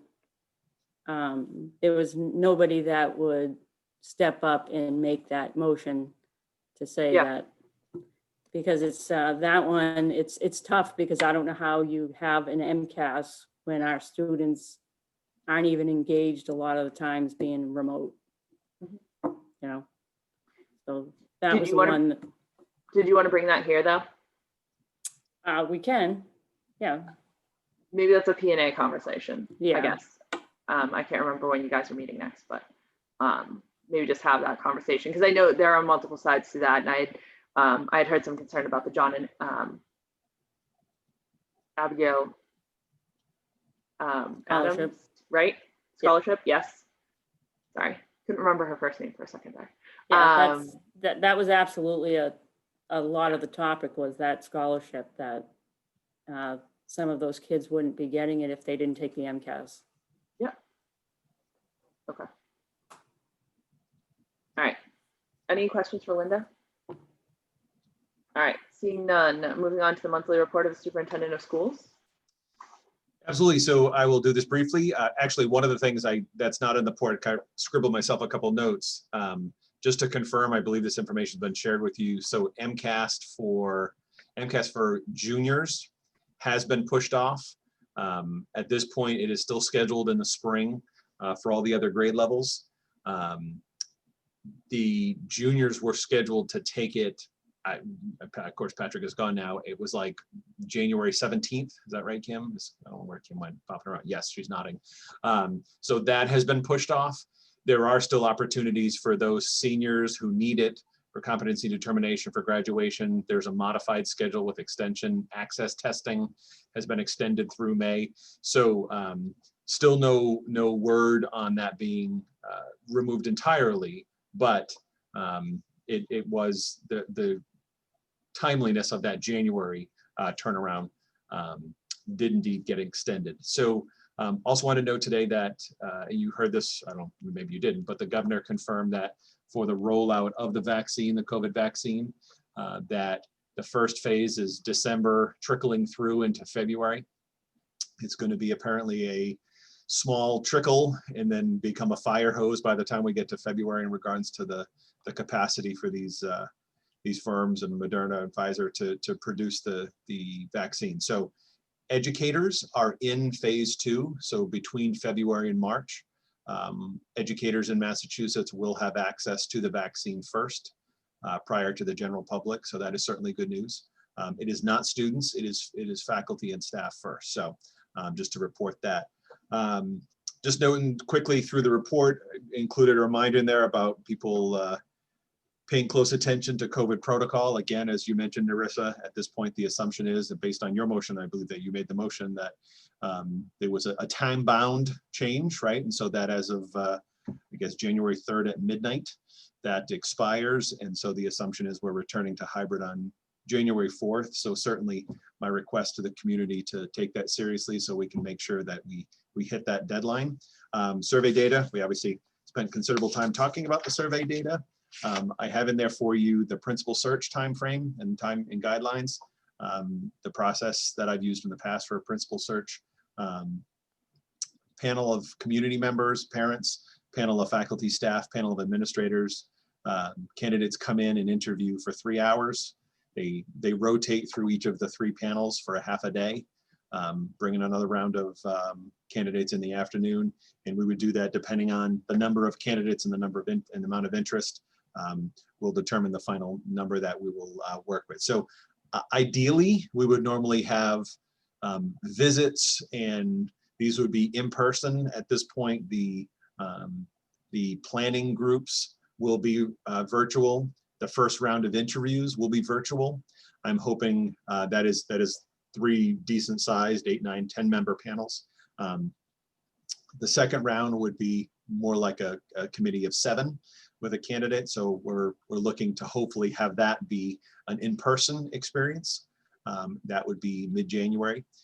So going through that process, there is a survey out for families. There's a survey out for faculty and staff at Pine Grove. And so collecting that information, organizing as we speak, and that process, as you see in that timeline, has me appointing the principal by February 1st. Remote Academy enrollment updates, not a lot of new information there, just providing you an update on the numbers that continue to fluctuate. There's a note in here about the weekly dashboard. The group is informal. We did open that up to, I believe that was discussed last week. So it's Narissa and Maureen from the committee, Kim and I, adding in our lead nurse, Tara, as well as Kristen Jolivet, who is the district tracer hired by the 3 towns. And then the offer is extended to the 3 health agents. Whether or not each of them can make it every week is another issue. Everyone's, I know, very busy. So that will start this week. That was formulated last week.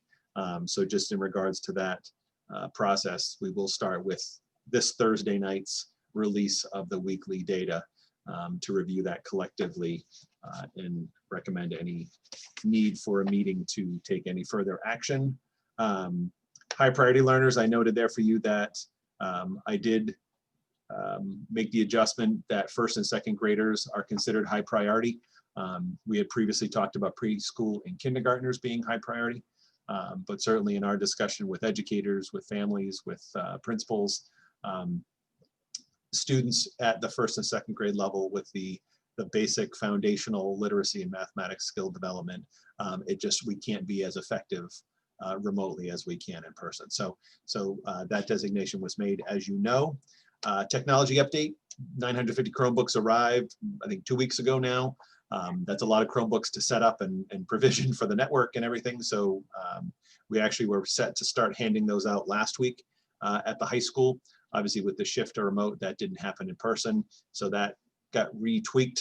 So that's now a curbside pickup that's starting actually tomorrow morning at the high school. And then we'll work our way down through the grade levels, handing out those Chromebooks to students who do not have a district device. And then finally, stadium repairs, that's been an ongoing issue that along the back straight, the walkway in that first lane, all the repair is done and the binder coat is now down. It will be weather dependent whether or not the asphalt pits stay open long enough to be able to get that final coat on in the next week or two. But we still are on track to be able to have that done in the spring and with the new traffic surface completed on that outside lane by the time the spring season starts on April 23rd, 4th. Any questions? Talking, I like it. Any questions from the committee? I was going to say at 10:15, I wouldn't assume so. All right. Thank you. Thank you. Moving on to the fiscal year 22 budget development timeline. Is that you, Kyle? I think my understanding was Brian, but we wanted to bring this to the table just to kind of review a change in process this year. Brian, you want to go into detail? I will take that. Yeah, sorry. I was looking at crossing off other things. So this was a discussion that we had with the finance subcommittee in regards to our traditional budget development timeline. So normally principals have been working through the fall with their school councils, developing school improvement plans and setting priorities, developing budget booklets. They come and they present over multiple nights to you in January and talk about all the needs. We've had this discussion informally and we had it with the finance subcommittee that I just think given the nature of what we heard from our towns this past spring, when they passed our budgets and then when the town meetings got delayed and we went back to them and said, we understand these are challenging times. They universally said, look, we understand it. We committed to that. We're going to fund the budgets. But in doing so, we're going to create automatic challenges for next year. And we know that fiscal 22 is going to be a challenge anyway. So I think we are bracing for what will be a challenging budget development. And I think our mantra needs to be that we need to maintain what we have. And that's challenging. So maintain what we have. And there might be some strategic changes that we need to make in regards to special education programming where it is actually cost beneficial to add a program to save students leaving the district or things like that. Technology support, that's one thing as we keep talking about this one-to-one. I think there are 1,100 more devices now in the district than we had when we started the year. There's a need there, right? So there are certain things we need to identify, but so my suggestion is that we adjust the time frame, we delay as long as we can, right? We can't delay the tentative budget to the town by the 28th of February and the final budget to the towns by the 15th of March. But I think waiting for the governor's release of that first round of information, as well as having one night where we come, bring the full leadership team and have the same level of discussion, but highlight the few areas where we think there are some priorities to spend. That's obviously then present to you a lot of the data that Kyle will have, which we'll call it the general cost of doing business, taking this year into next year, have a first look at those numbers. So looking at the calendar, the governor's budget is due on the 27th, which is the fourth Wednesday of the month. We have no indication yet that, even though we don't have a fiscal 21 budget, we have no indication that that's going to be delayed. But at this point, I think it's helpful to wait to have any substantive discussions until that point. So right now we have the budget presentations the week of the 11th. So I'm sorry, no, the week of the 18th. No, we have the 11th. We have the week of the 11th, the 12th, 13th, 14th. That's certainly too early. And I would even argue that I think we could probably, if we had that first presentation on the 27th, we would have the governor's numbers and the ability to have a look at both our figures and a first pass at what the state is going to be looking at. And then I guess I would say to you, we currently have a Saturday, the 23rd is the school committee budget workshop. I think that needs to be postponed till at least the 27th. I quite honestly think we probably in one marathon meeting could do a lot of the information that we would do in that workshop where we're usually prioritizing and all of that. I think we could do that on Wednesday, the 27th and or Wednesday, the 27th and Thursday, the 28th. Do a 2-night rather than a weekend. If you still think the weekend is a necessary evil, then I would say we need to wait until the 30th to do that. But I certainly think we probably, if we bumped those first two meetings to the 27th and 28th, we'd be able to have a very formative discussion. I think we can work on the timing, but we also usually do a DCC meeting in that week, and I think we need to make sure that we can fit that in too, because that's going to be really, really important. I don't want to be pushing that out. Yeah, I mean, I think if we did an earlier start on the 27th, again, we'll have fresh governor's numbers. Again, there's a couple numbers to plug in and have a sense. I think we could come with some really solid everything else and have a really solid discussion. And then we could even get into priorities, right? We normally don't do that to the workshop, but if we're not talking about a whole host of proposed new spending, I think that is fairly easy to have in one extended meeting. And then we could use the Thursday night as the DCC. Because I think it's important for you to have the discussion as a committee before you have it with the towns. But I think if you did the 27th and 28th budget and then DCC, I think that would work. Yeah. And as far as I know, the state is staying on track. Their revenue hearing is, I believe, next Tuesday or Wednesday. So it'll be a compressed timeline, but it looks like they're still aiming to be relatively close to the schedule that they're usually on.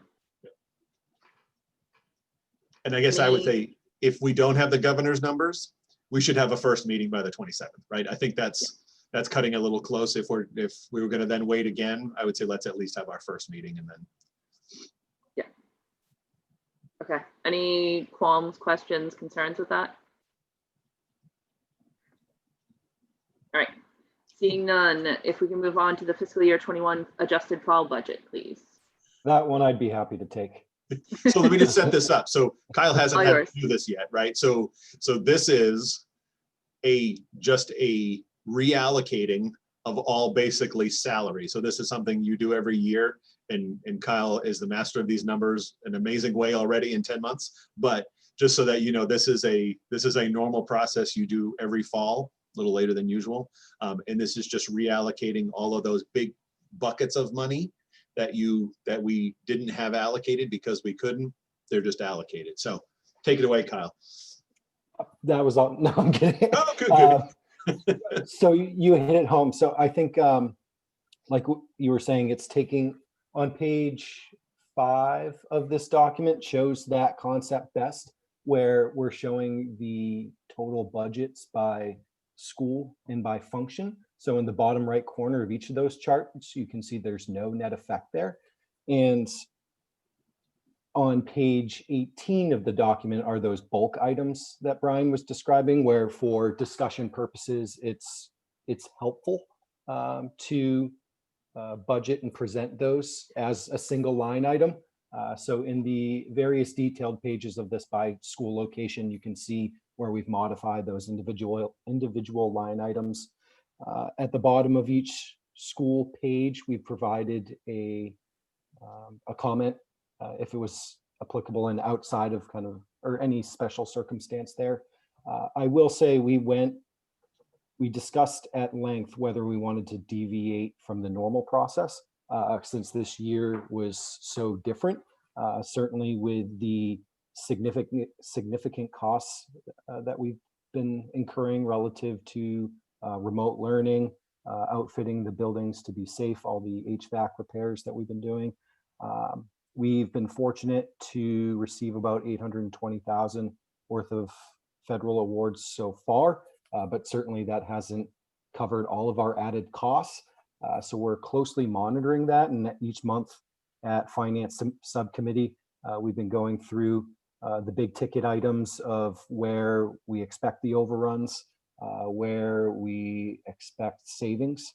And right now we're showing that we're navigating this.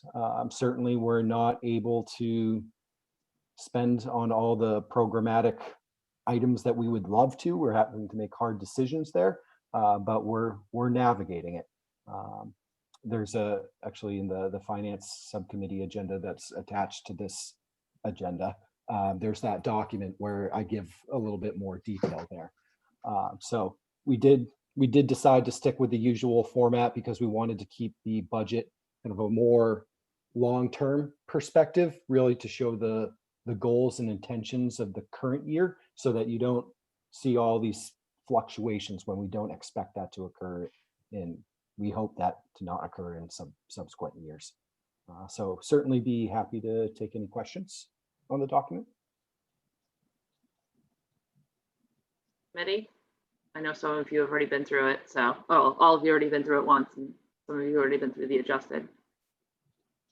All right, seeing none, can I get a motion to approve the fiscal year 21 adjusted fall budget as presented and recommended by the Finance Subcommittee, please? You're all muted. I'm gonna ask y'all. I'll make that motion. Thank you, Paul. I'll second. Oh, thank you, Maureen.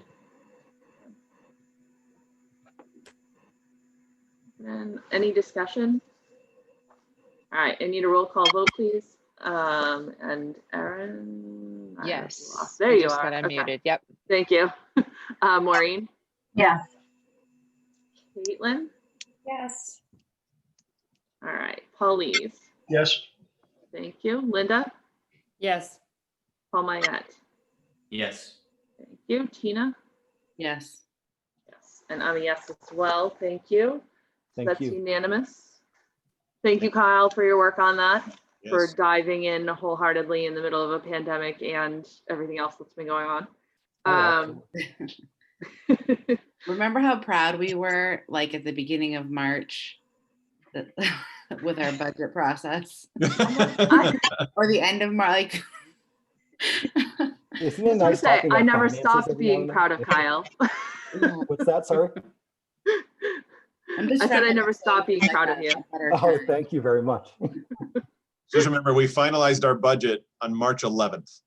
Ugh. The world came to a crashing end on March 13th. Yeah. 48 hours later. It was the Wow. best Believe of that. times. Wow. All right, moving on. Policy and advocacy. Linda, you're still unmuted. Oh, I'm unmuted. Okay. I think it's just a matter of us approving these unless anybody has any questions on the 30 documents that's what these are, right, Brian? The 30 There's two, documents? yeah. Both Yeah. of these. The first is the MASC edits, 31 of them. And then the second bullet is two separate motions, is that file EEBAA, which is the fuel efficient vehicles. The only thing I would add is Newbury is entertaining the concept of becoming a green communities as well. So that would benefit Newbury as well if they were able to make that. So in all of these policies was sent to everybody in advance. Yeah. You don't have an agenda in front of you, Linda? Do you want me to do motions? Oh, I have the Oh, you do? agenda Okay. in front of me. You need two then, one for that big bulk of policies and one for the fuel efficient vehicles. Yep. So I'll make a motion to approve the policies as provided in advance and approved by the Policy and Advocacy Subcommittee at its meeting on November 4th, 2020. Can I make one Second. edit? When I drafted that motion, this is, Oh, yeah. you have the similar for the second. It should actually be, this is the second reading. This is the second and final. You did this on, it was the fourth after. So I think it's just the same thing as a second and final reading. Okay, let me amend that. To approve the policies as provided in advance and approved by the Policy Subcommittee to be the second and final reading. I'll second. All right. And any discussion? I need a roll call vote, please. Erin? Yes. Maureen? She's muted. Sorry, Maureen. Yes. Yes. Thank you. Caitlin? Yes. Paul? Please. Yes. Thank you. Linda? Yes. Thank you. Paul Mayette? Yes. Thank you. Tina? Yes. Thank you. And I'm a yes as well. Thank you very much. Linda, on to your Okay, so vehicles. to approve as a second final reading, policy EEBAA, policy on fuel efficient vehicles as presented. I'll second. Any further discussion? All right, I need a roll call vote for this one as well. Erin? Yes. Maureen? Yes. Caitlin? Yes. Paulise? Yes. Linda? Yes. Paul Mayette? Yes. Tina? Yes. And I'm a yes as well. So thank you very much. Anything else on policy, Linda? Nope. Well, our next meeting will be January 6th. Okay. Finance, I think Caitlin has her hands full. So we had everything in this packet. Is there anything else you want to add? Okay. And PNN, Paul? Yeah, we met with the TRTA today and didn't really have an agenda other than to go and listen and try to get a sense of how the teaching was going. And we got some feedback from them. I don't think we need to go into executive session. Okay. And our next meeting is Monday, the 21st, Brian, at 3:30. Monday, the 21st of the, yes. At 3:30. And then we're going to secure all our minutes and go over them and be able to present them to the committee, you know, with our edits and approvals and everything else at the next regular meeting. Yeah. That's our goal. Well, you should just be able to approve your PNN ones and then they become public. Okay. And then we'll have to do the regular full committee executive session ones and then they'll become public afterwards. So I think those are two totally separate things. Okay, that works. All right. And that was it? Yep. Thank you. Can I get a motion to adjourn, please? Make motion to adjourn. I'll second it. Yeah. Oh, Linda is the second. All right. Any discussion? All right. I need a roll call vote, please. Erin? Yes. Maureen? yes. Caitlin? Yes. She's a yes. Sleepy. Paul? Paulise? Yes. Linda? Yes. Paul Mayette? Yes. Tina? Yes. And I'm a yes as well. Thank you for your time on another late night. So our next meeting is the 6th of January. And I'm sure we'll be in contact between them since I feel like I'm emailing you like 3 times a day as it is. But you know, hopefully we won't be meeting until then. Thank you for your time tonight to the principals, to the athletic director, and as always to our fabulous 4 who are here every night, to Brian, Kim, Kyle, and Dave. Have a good night, everybody. Have a nice holiday. Nice holiday. Night. Take care, everyone. Happy holidays. Have a great. Happy holidays. I can't believe we're saying that. Is it really December already? Almost nauseating to say it. It's crazy. It is.